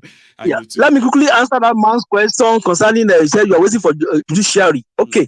Now, once again, Mr. Mayagu, the 98% of the generality of the Nigerian populace has indeed been put under a spell,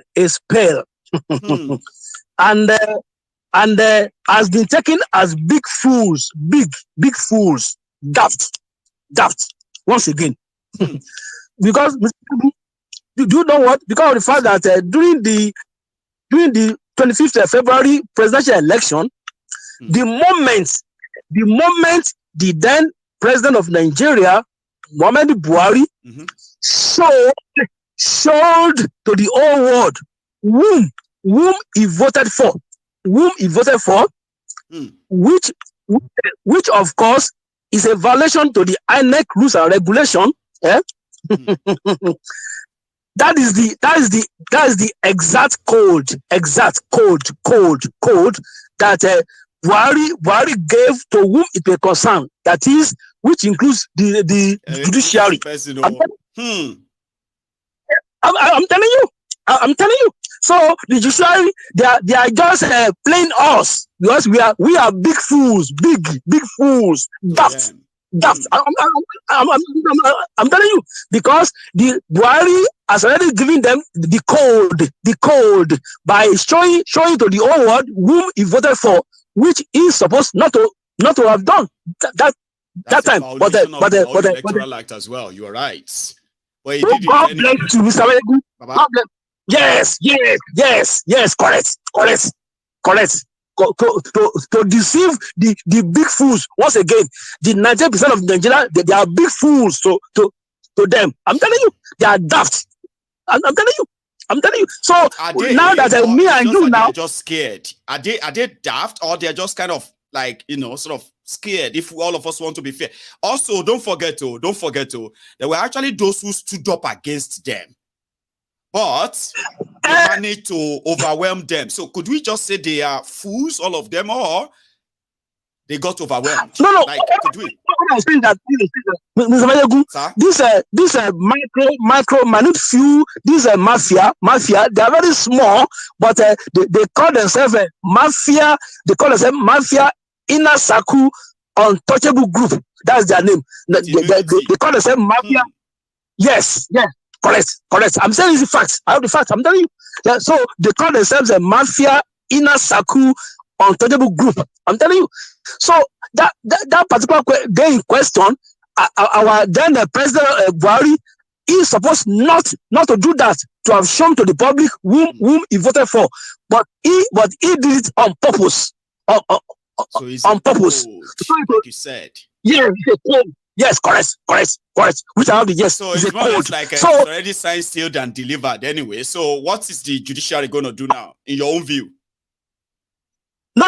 That one will come later. I'm just going to the whole world to know. The judiciary now, they've already get the code, so they are playing us. They are just waiting for what they're going to say to the many of the populace. To say, because so they are getting the code. They are like gauging our pulses to see which day will be right for us to drop the bombshell. God bless you. You are very super intelligent. God bless you. Exactly. could you know what? Like When because Baba, exactly because we tell ourselves, right? No, it doesn't make any sense, right? You used about 100 days to collect evidence. Everything is right there in black and white, and you're waiting for 80 days. Oh, God bless you. God bless you. When the past president of MBA, Dr. Obakoba, said that that is supposed. Okay, yeah. Yes, God bless you. He said that that is supposed not to take 14 days maximum. 14 days maximum. 14 days. Why is it days? That man said it. That thing is supposed not to take 180 days. It's supposed to take maximum 14 days. 14 days. 14 days. Why taking everything? I'm telling you. Days.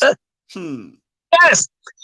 So Buhari has given them the code that day by showing to the world. So they are following the code. But the code has already been unveiled. Don't worry. This time around, enough is enough. Too, Abi. All of us are watching, Baba. Enough is enough. Thanks a lot. And yes, one thing I will say, one more second. Yes, sorry.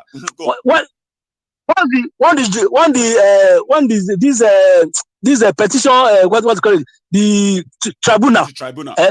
Any day they now give out the outcome. Whatever the outcome, they definitely best of the same feather, flock together. What the outcome? The Supreme Court too. Any surprise from them at all? God bless you. So that's what I'm saying today. Thank you. God bless you. Thanks a lot. Okay, take it easy. Somebody is kind of convinced that this whole thing is already scripted. Everybody is just playing their own part in it until the final conclusion. But not everybody kind of believe that too. Do you believe that it's already scripted? Because I believe it's already scripted too. I know that not all of us believe that. So I'm not going to speak for you. I have a caller here. Hello. Hello, my good general. Are you talking with me? I can hear you loud and clear, but you need to mute that broadcast behind you there. Okay. I'll do that. I was even watching at the Disney. It's not corresponding with the call. Yeah, it won't because the broadcast is going to be about 5 seconds delayed to what you all watch on your screen. You know what I mean? Like 5 seconds, just so little. So that's why you shouldn't go back. It's all right. Michael General, I'm doing very well. Brilliant. And yourself? Very well too. Thanks for asking. Yeah. Greetings from Hamburg, Germany. Guten Abend to you. Guten Abend to you, yes. Yeah. Mayegu, I want to shock you. We are all inside the same shit. But there are people who will liberate others. Are you, like the last caller said, we are all under a spell. No, not us.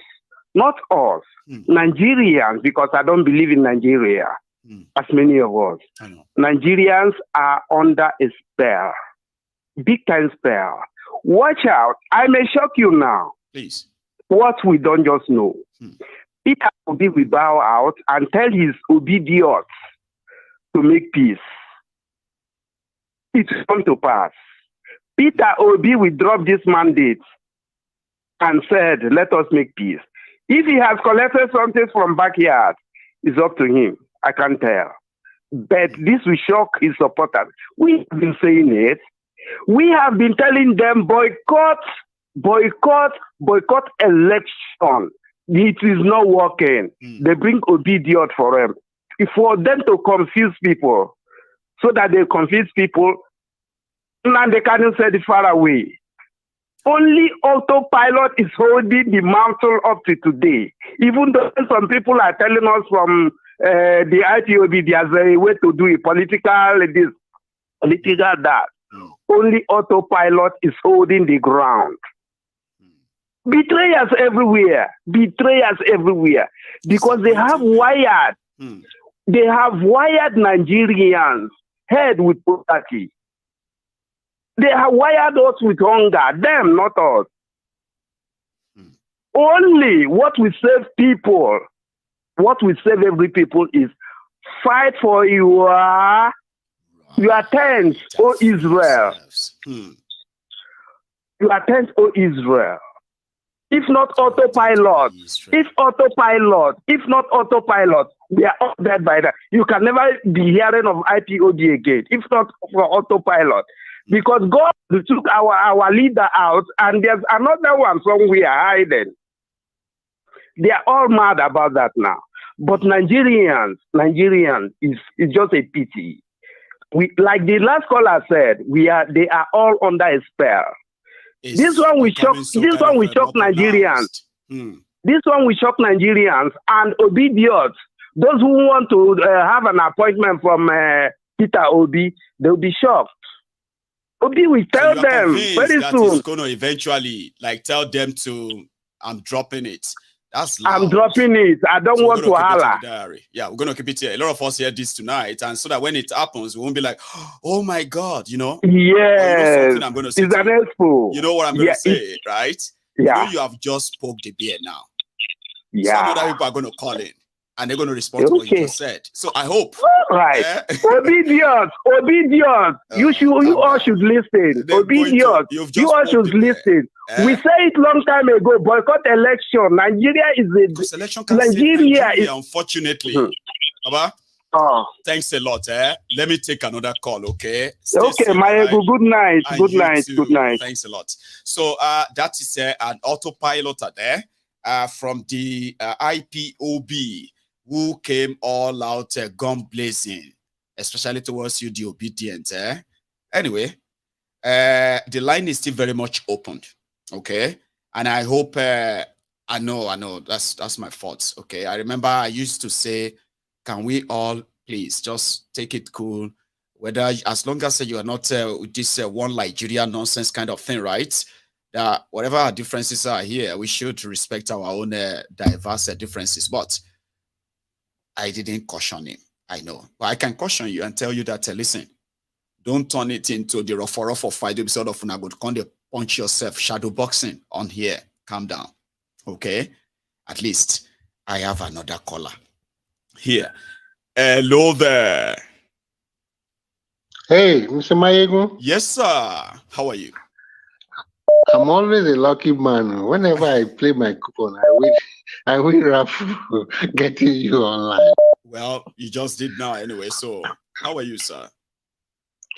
I'm well, thank you. I've been listening, even though I came in late. It's been an interesting topic you hear in your programs most times. Thank you. I want to encourage your heart. You just have to keep doing what you're doing. Thank you. Put your eyes on the ball. I will. Always. Nigeria is rotten. Nigeria is beyond redemption. No matter, even if it's not blasphemy, blasphemy. Let Christians not crucify me. If you bring the holiest person to Nigeria, it will turn the person to a demon incarnate, 100%. This thing you see that Bola Tinubu is doing should be a lesson to any right-thinking human being who wants to live a normal life. That is why foreign countries are better. People do things normally, not abnormal. No. In Nigeria, there's a lot of abnormalities, from presidency to Senate to House of Rep to state governors to local government. Down the ladder, there's abnormality everywhere. Everywhere stinks to high heaven. I'm telling you the gospel truth. Sadly so, sir. I agree. Now, Bola Tinubu, when he was growing up, he never knew. How can you? Everywhere you go, your ass smells. Everywhere you go, your ass smells. You know what these people did? The only time Nigeria has had concerned politicians was in 1979. After 1983, the rest of people that came into politics were all thieves. They just used politics to cover all the atrocities. Take, for instance, even the guy in Imo State, who they said was one time an armed robber, the Hope Uzodinma. Popular he was an armed robber. 419, and he's a state governor, coming brandishing all sorts of things against his people in Imo State. Sir, so have you seen my the candid new report advice on him? By the way, sorry to cut you there, right? Have you seen the new report on him that Imo State, there is this UK organization that just released a report. I'm still studying it, that's why I haven't spoken on it. But the part I have seen, sir, it has now come out that they recruited. You see that Ibubiagu that they recruited? Yes.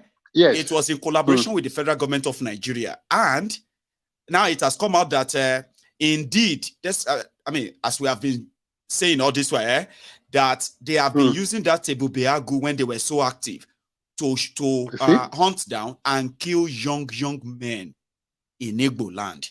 I remember I used to say, and Britain is responsible for this. Just came out now, officially now. You see? Now, where do we go from here? Where do we go from here? The best thing is, I even want to tell every Igbo man, every Yoruba thinking person, the earlier Nigeria splits, the better for it. Anybody who's trying to patch Nigeria, anybody who's thinking that he can patch Nigeria, the thing will continue to leak. And leak beyond the point where there will be no redemption. The bottom line is, for those who are growing up, Bola Tinubu's case is a case study. It is. Whatever you are doing, you think, look ahead. You don't know where you're going to be tomorrow. How can you, all the documents you've been presenting all the years, different stages of your life, is filled with things. And you've been a state governor for 8 years. Oh my God, who did this to us? So it's an advice. What I can advise anybody, if you want to live a normal life, that's what I normally say every time. If you want to live a normal and healthy life, keep your hands clean.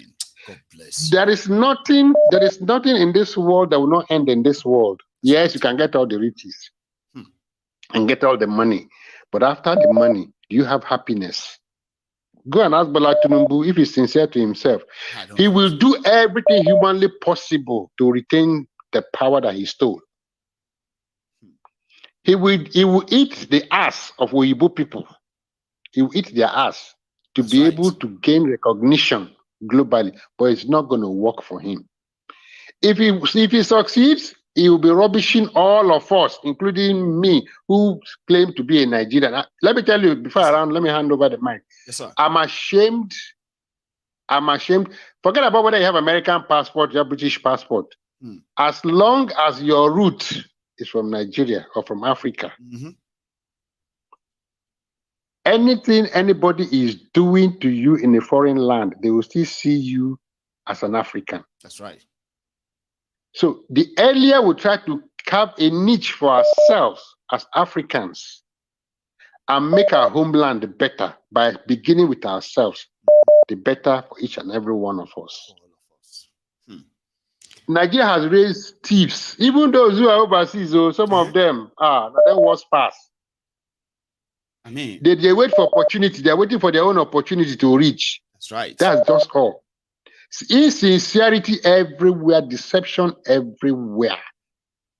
The thing stinks. Nigeria stinks, and the thing is making me sick. Sometimes when I listen to your program, I just shake my head. I wish you had the magic wand, but I wish too. You know, sometimes when I kind of, they say, sometimes they say to us and say that we should. I mean, it is better we don't know. Sometimes when they tell you that, you know what? Exactly. It is better you don't know. What's all about is better you don't know. Because if you do, honestly speaking, we don't know how you're going to handle it. And that's exactly what has happened to a lot of us who have known now. And it is so heartbreaking seeing that there is actually no end in sight. You know that, sir? No, it's not. There is not anybody who tell you that it's deceiving you. That breaks heart. Honestly, it's sickening. It's really, the earlier the young people sit together to split this nation, the better. Look at African countries like Niger, Mali.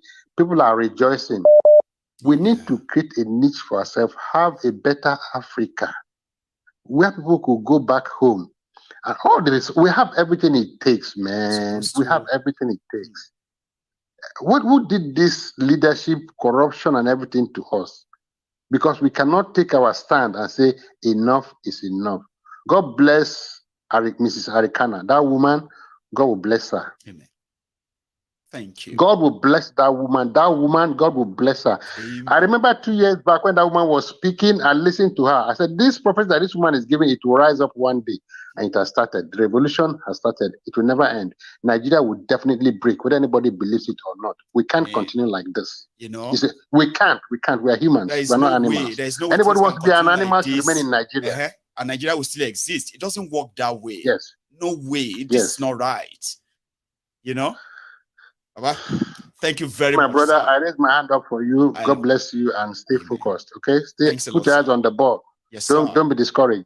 I won't. All right, bye-bye. And thanks a lot for that too. Yeah, thanks a lot. So, like he just postulated right now. Yeah, sometimes it's something you feel like, especially if you know there is no end in sight. In fact, these guys are just like recycling themselves, replacing themselves, and grooming thieves upon thieves. And like he also said, even those who live abroad and then returning back to Nigeria, they ended up being even worse. I mean, what would you say of all of these politicians, all of these abroadian returning politicians who have lived in the UK for years? They have lived in America for years. They have lived all over the world for years.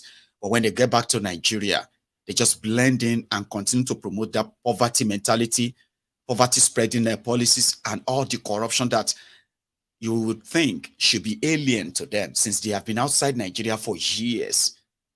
And that's why when people tell you Nigeria cannot be helped, it's not because they don't want to see a Nigeria that is working, but it's because they know it will remain in your dreams. It is not going to happen. Not with these guys, not with this system. I mean, and I believe people like that because it may be tough, hard to accept, but it is true. It is. The rest of the world is moving on. Nigeria, it's even worse than stagnant anyway. Hello there. Sorry, I called earlier, but I just want to add something to what the man that talked about obedience. There is a caller that talked about the obedient people. Yes. But I wasn't expecting you to be the one to call back, but lucky you. Others are still queuing. So make it quick then. Quick one. Sir. See, okay. Please, let's give kudos to the Gen Z and these obedient people. They have done what no one can ever imagine. Okay? So now what the only trick they don't know, they didn't know, or probably they know, or maybe they just dare. The consequence is that they told them to go and get PVC. Is it PVC or PCP, whatever PVC, that name is, PVC. The card. They went ahead diligently. They said, if you are complaining that Nigeria is bad, Nigeria is this, if you are not satisfied, stop complaining, go and get your PVC. They did exactly as they were told. And they chased out, kicked out to their houses. In fact, not in thousands, in millions. In millions. They retired most of these politicians. They fought a good fight. Okay, they retired them. They fought a good fight. Yes. So don't let us call them. I don't remember if that man said something about obedience or something, but yeah, it was. Don't let us call them any names. Kind of provocative. Don't let us call them any names. Wanted them to react. Yeah. No. Don't let us do that because in fact, they've done, like my father always said, what a Napoleon could ever do in human history. They've done it. So let's give kudos to them, regardless the consequence, the outcome or whatever that happened. I watched Tinubu speaking earlier at that NDA. I said, this is just like somebody stealing somebody's destiny. Because Obi is supposed to be the one doing that. So, like I said, I'm not obedient. I don't believe in Nigeria. I do know There's nothing wrong in acknowledging their achievement. We all saw it. But let us give it to them. Expected them to pull that off, but they did. Yes. So we can give them their flowers without having to kind of say, even if we don't agree with them. Yes. Let us give it to them, and let everybody write it down today. They said affliction doesn't rise second time. In case of Nigeria, affliction will rise again. In fact, not even second time. Because it is in Bible that affliction pass will never rise. It will rise again, and by the time that snake raises its ugly head. We'll live to tell the story. Baba, I'll take another one. Yeah. Because of our time, right? Yes, Thanks sir. for being the mediator. Coming back to tell our guys to please now give them their own card. Give them their flowers. Even if you believe that they shouldn't have been part of that. I also campaigned against election. You remember? Because I was like, it's gonna be that they are gonna go there and validate these guys. They're gonna they're gonna rig them out. But they still dare them anyway. And with that kind of they traumatized the power that be. So it won't make any sense if we kind of feel like trashing them. I'm like, you see, and all that. But I'll leave that to this caller too. Hello. Hi there, Mayokun. Hello, sir. How you doing?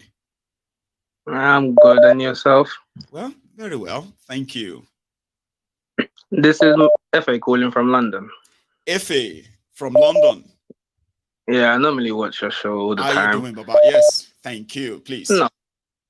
This is my first time calling in. I just wanted to contribute from what the last caller said. Thank you. I understand the concept of what he's saying that Peter will be, because obviously he comes across as a more learned man and a man that's not really wanting to fight and stuff like that. So we understand from that perspective that, yeah, even if he does back down, but Peter Obi has opened a lot of Nigerians their eyes to a lot of things. So for that, we must give him credibility, and we'll stand with him on that. We're not going to look at the fact that you see a man's capacity. You have to look at his doings and the things that he brought to you. Not you have to look at the man and see his capacity. We'll judge him from his capacity.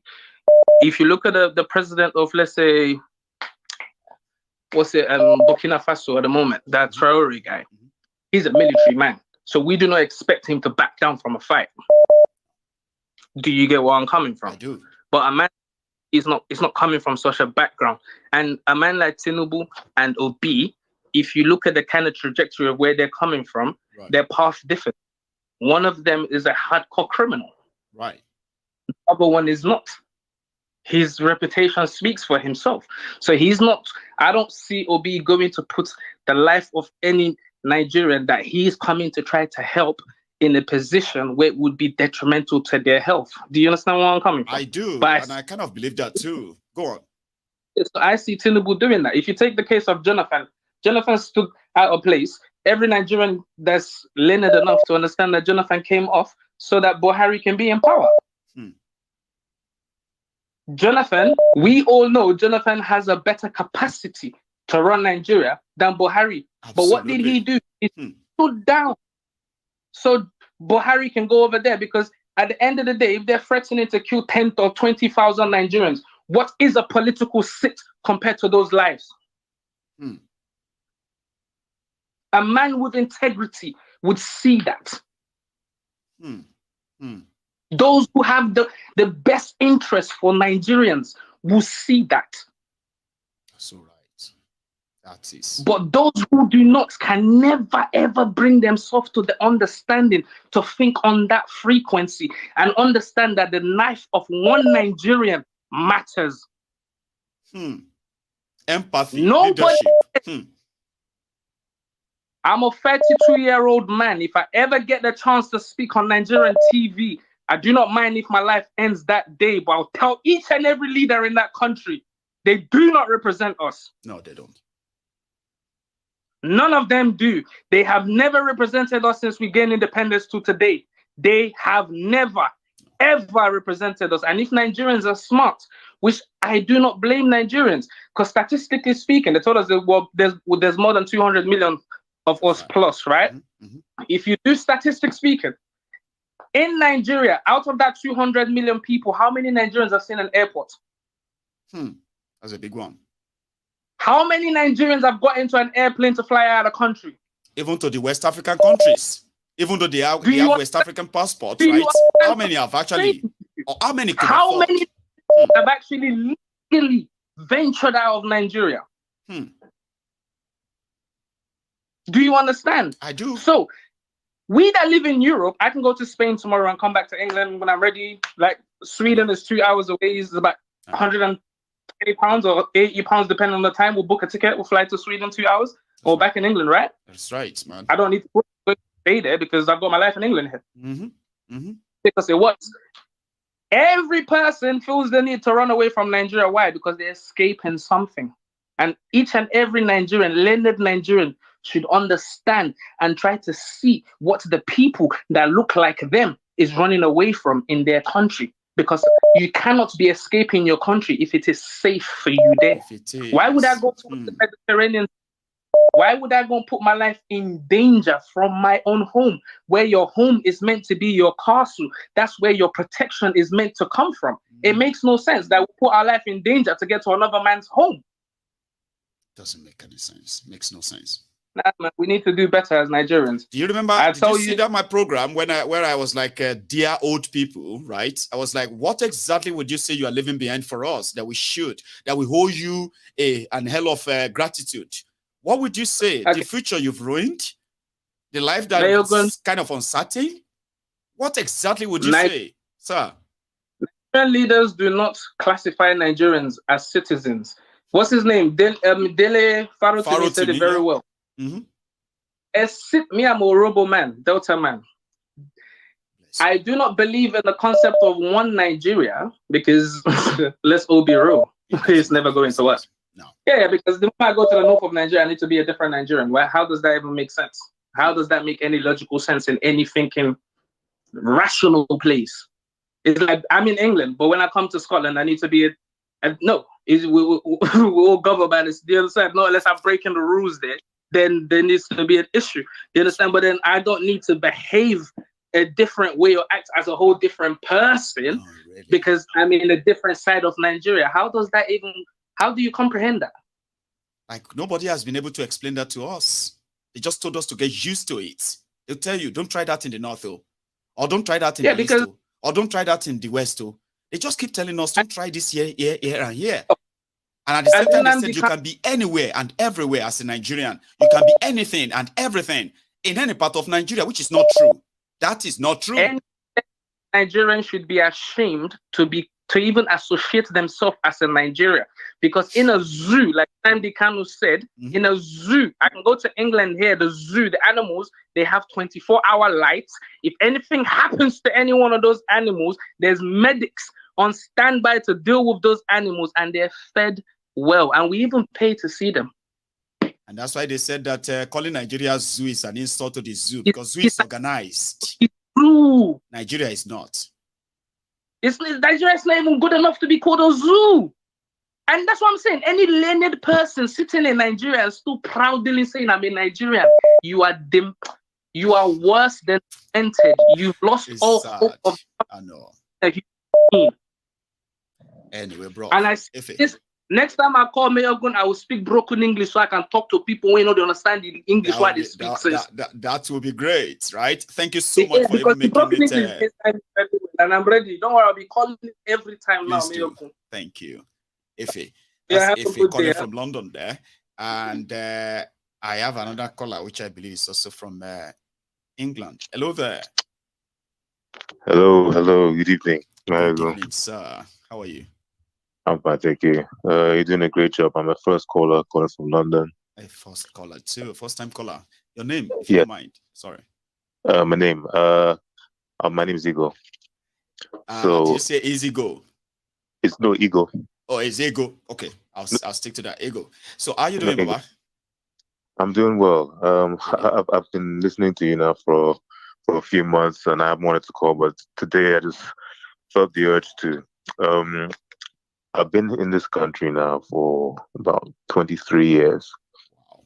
And I have 2 children, one 8, one 9. I've never taken them to Nigeria before. I go back to Nigeria, but when I see the state of it, I can't bring myself to think, what am I going to say when my children start asking me questions?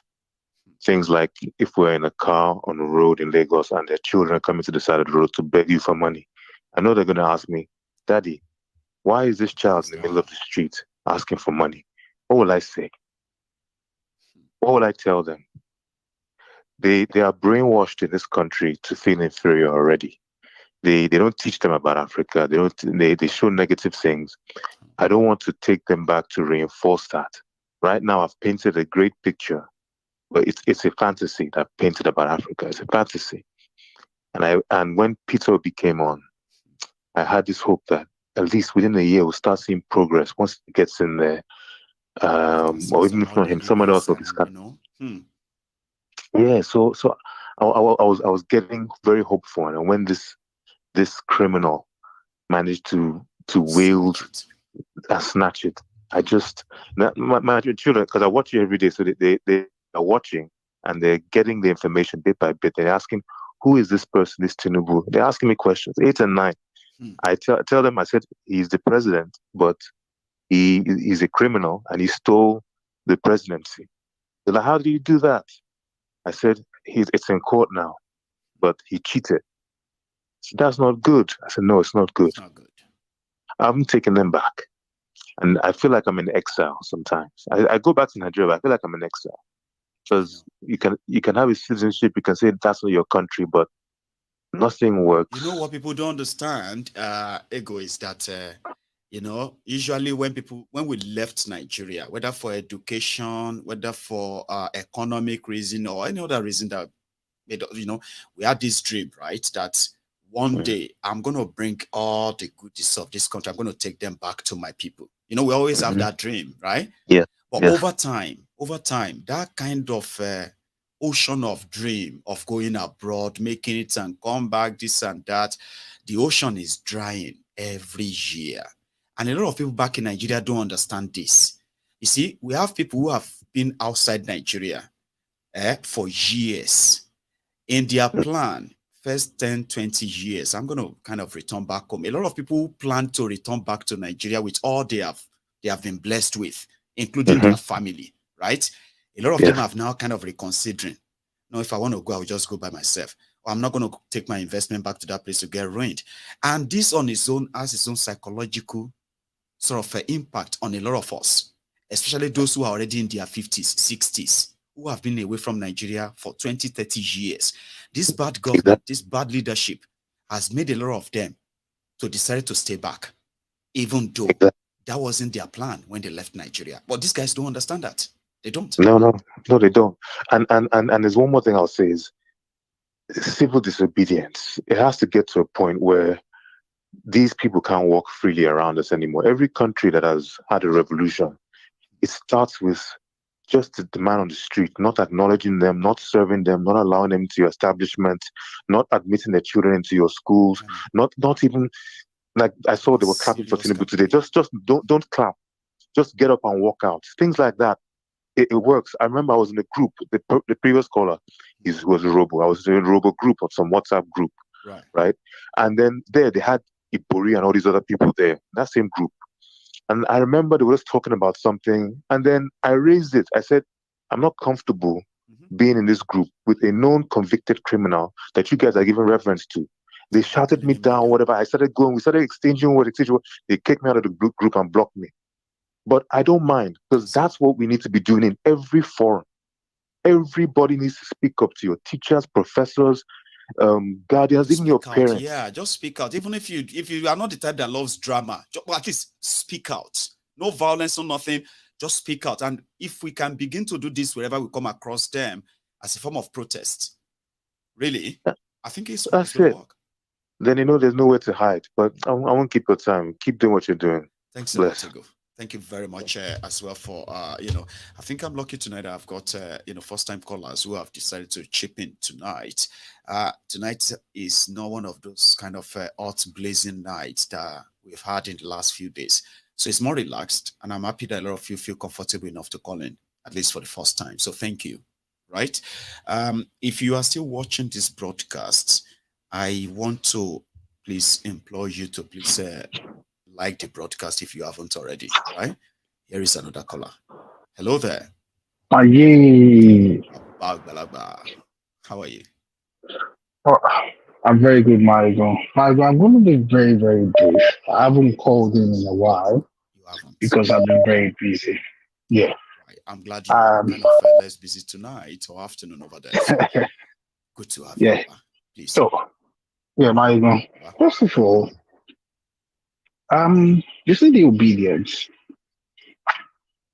We have to be very, very conscious of the way we speak about the obedience. And I'm saying this because of the last caller. In fact, that was what prompted me to call. Because sometimes your show is better to listen. I've been listening a lot because you have a lot to say, a lot to dish out. But I called today because I'm going to give you a very good instance. When Showore started his revolutionary movement in Nigeria, people called him all sorts of names. And I can tell you one thing today, that Nigerians, some of them don't have the mind you can play with. And when revolution is going to come into a country like Nigeria, it's going to take different dimensions. What the obedience have done is a dimension to the revolution. And we cannot overrule the steps, the giant strides a lot of them are taken. I tell you, you have no idea what goes into their, the resources they put together to accomplish what they've done today. I respect them all. Like, they are so good and very resourceful, Baba. Very, very resourceful. Even though we all know where this game is going to end. It's a game, and I say it because it will only take a foolish person not to know what's going to happen. I've lived in that country, and I understand the way it works. You see those judges? They all have skeleton in their cupboard as well. They do. They are all going to pack. There's no judgment anyway, Maigo. What they are going to deliver is no judgment. They are only going to cook up all sorts. And at the end of the day, they are going to come out and give us what they feel is befitting for Nigeria. However, I tell you, like a caller, I think about 2 callers I was listening before I called. A caller said that it will not take time before Nigeria will break up. Yeah, the obedience, let them continue to do what they are doing. Nobody discourage anybody. Please and please. That's what I do on this program, right? I said, listen, if I see APC, PDP, enablers, I see people who are self-destroying themselves, thinking they are doing politics. But when I see revolution now, when I see the obedience, when I see the Yoruba Nation campaigners, when I see the Biafrans, the IPOB, and everybody who has publicly come out and take a stand against this disorganized, disjointed contraption called Nigeria, then even if you disagree with yourselves, there's no point in tearing yourselves apart. Because your disagreement, your difference is all about approach. I say, okay, this is the best way to go to do it. That one say this is the best way to do it. You say this is the best way to do it. But there's something you want to do to change, which is you want to change your circumstances in this current Nigeria. So if you pay attention very well, we all have the same thing in common, right? So we can use this piece to understand our differences, team together, as they are saying, if you can't beat them, you join them. On Mayegun's Diary Political, we say, if you can't beat them, go and call others, join hands, and beat them. Let's beat them. Thank you. So I know. We fight ourselves I'm just on the same platform then. Go on, Baba, sorry. Please. Yeah, I'm just going to drop this last one so that I can give other callers opportunity to speak. I've read about the French Revolution, and I can say to you, the French Revolution took different facets. So if you're looking at revolution, it should not be a one-way thing. No. Whoever has a plan for Nigeria should understand this. Whoever is talking about anything happening in Nigeria today should always think about this. This revolution will take different dimension. It's taking a dimension in Mali, we've seen it in Niger. In Nigeria, it might take another dimension. Trust me.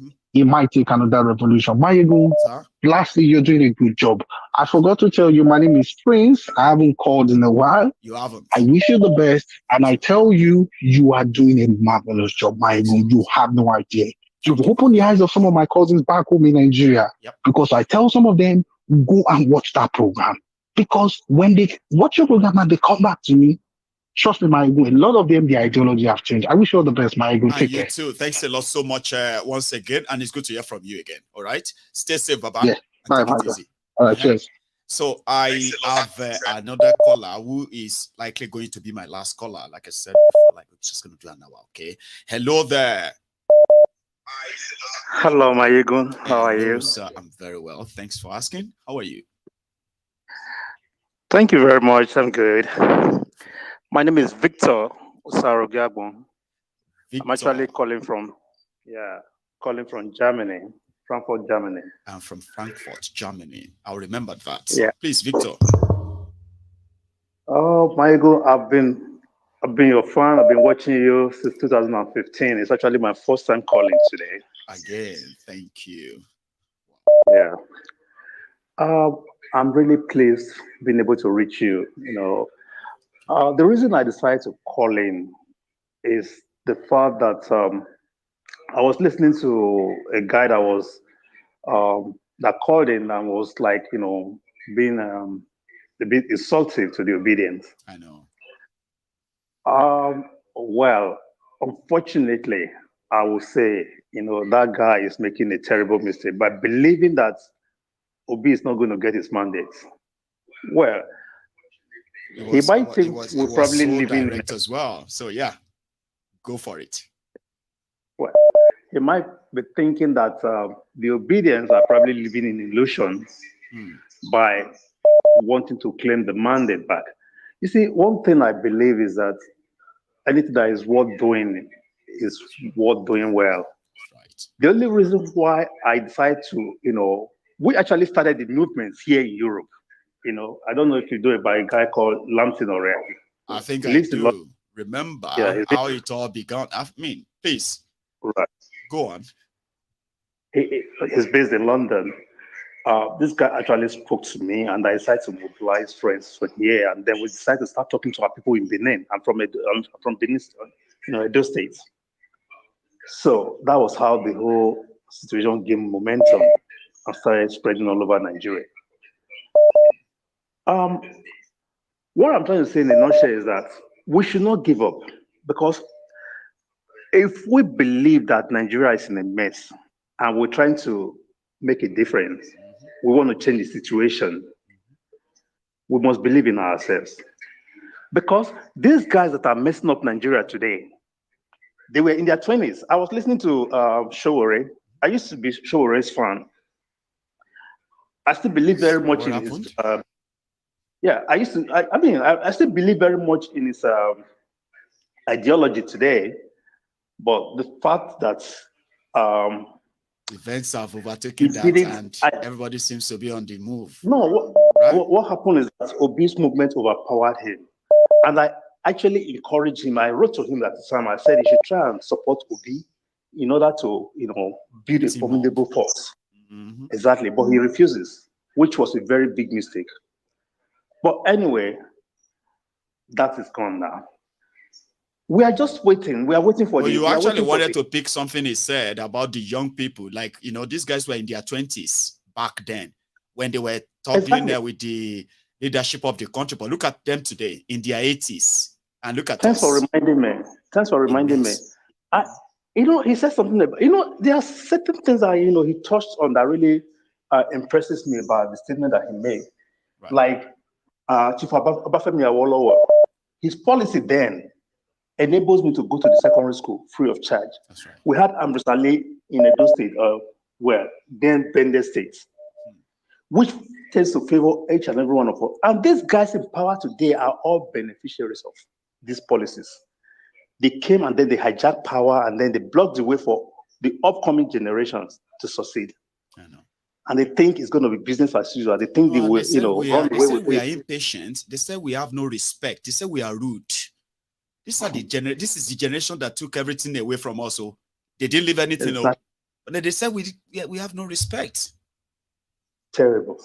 It's terrible. I've been living abroad now for the past 30-something years. See? I went in the UK before I moved to Germany. Bless you, my children are grown up now. The first time they went home, I was so embarrassed with, introducing them to the system there. My brother, it's so unfortunate. I mean, the culture shock. What about the culture shock? When they go to Nigeria, they're like, oh my, and you have to start explaining to them. I say, listen, no, it's normal. No, it's okay. Don't worry, it's all right. Like, man. It's terrible. So we thought Obi coming into the picture will actually help us to, turn things around. He got a lot of people interested in Nigeria. I have to give that to him. He got a lot of young people, a lot of people in diaspora, a lot of people interested in Nigeria, that people are beginning to like, at a point, people started reading Constitution, all because of 2023 election. I was like, you guys really believe this is going to happen? They say, yeah. Well, you saw me, Abi. Mayegun, you will see. Watch out. And it happened. It got people interested again. People registered to register to vote. I have never seen that kind of optimism before. We saw it. I went home oppositely because of this election. People travel back to Nigeria. Exactly. Believe me, my brother. Believe me. In Benin, you will see queue. You will see everybody voting for Peter Obi. The rest party was just like non-existent. I mean, as if they were not in existence. We saw it. Right. The trouble is that, this power that this power game that they are playing in Nigeria, if the youth refuses to rise up against these people, starting from that so-called Sokoto where they go and cook up the whole thing, the whole politics that they are cooking up over the caliphate or whatever, if they don't start with these people, Nigeria is never going to be in shape. The whole of these people must go for Nigeria to become a better place to, for each and every one of us. Something must happen. Exactly. I want to go back home. I've been abroad for almost 40 years now. I can't go back home because of the useless policy that they put in place there. Baba, and I keep saying it to a lot of people. I said, I have been abroad for 11 years. Next year is going to be 12 years. I have, look at yourself, 30 years. At a point, you're going to be like, you know what? I've had enough of all this whole thing. I want to settle down in somewhere, in social place in Nigeria. But these days, a lot of people are kind of having a second thought. I've had people who have changed their relocation back to Nigeria 4 times in the last 8 years. 4 times. I agree with you. Do you know what that does to people?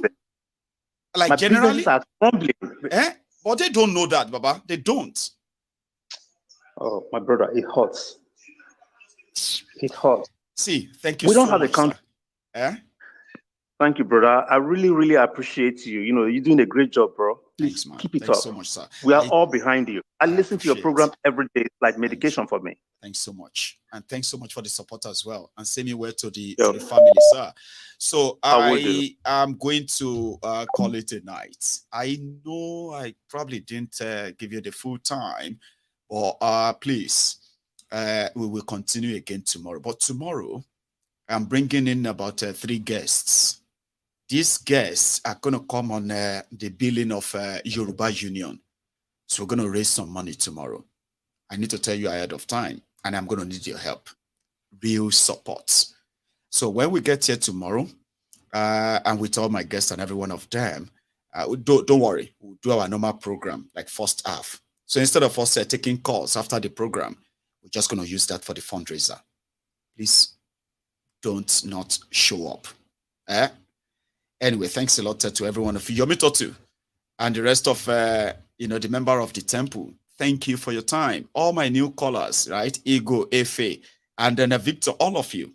Thank you so much. And then to those who have been like regular callers too, I have dropped my parts. And then if you joined us midway, I would say you should watch this from the beginning. Or if you have been with me all night, just like the broadcast before you go. Okay?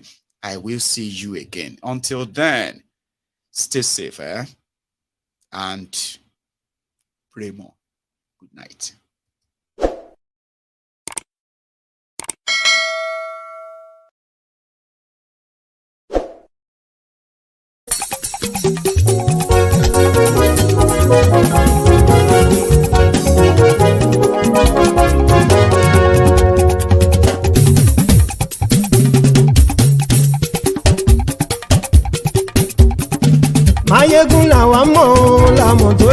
dodo. Mayegun diary, na he be number one. Mayegun làwa mọ̀ làwọn tó dodo. Mayegun diary, na he be number one. Mayegun ti dé o ọ̀rẹ́ ara ìlú. Mayegun diary, na he be number one. Lórí Facebook, lórí YouTube. Mayegun diary, na he be number one. Gbogbo bó ṣe ń lọ ni Mayegun já wa sí. Mayegun diary, na he be number one. Àṣírí ọ̀jẹ̀lú kì í bò níbẹ̀ o. Mayegun diary, na he be number one. Bó bá ṣe eré àní Mayegun máa wí. Mayegun diary, na he be number one. Ó sì tún ṣe eré wàá gbọ́ níbẹ̀ o. Mayegun diary, na he be number one. Mayegun diary, diary politico. Mayegun diary, na he be number one. Godfatherism kò sí lọ́rọ̀ Mayegun. Mayegun diary, na he be number one. Ẹ farabalẹ̀ sẹ́ o kẹgọ́rọ̀ lẹ́nu o. Mayegun diary, na he be number one. Àní Mayegun làwa mọ̀ tó dódòdó. Mayegun diary, na he be number one.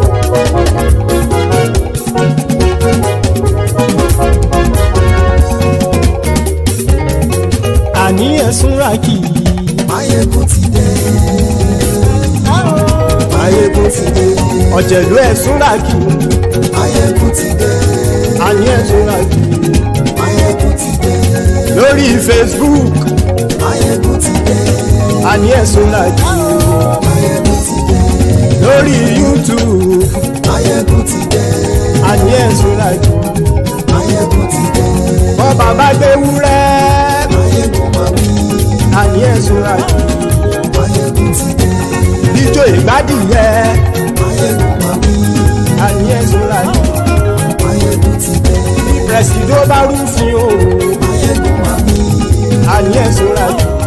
Mayegun ti dé. Bí gómìnà kówó jẹ. Mayegun máa wí. Àní ẹ̀sùn ràkì. Mayegun ti dé. Ọlọ́pàá ti ń darí bá. Mayegun máa wí. Àní ẹ̀sùn ràkì. Mayegun ti dé. Aṣòfin ti ń rúfin o. Mayegun máa wí. Àní ẹ̀sùn ràkì. Mayegun ti dé. Òpùrọ́ olóṣèlú. Mayegun máa wí. Àní ẹ̀sùn ràkì. Mayegun ti dé. Ọ̀jẹ̀lú ẹ̀sùn ràkì. Mayegun ti dé. Àní ẹ̀sùn ràkì. Mayegun ti dé.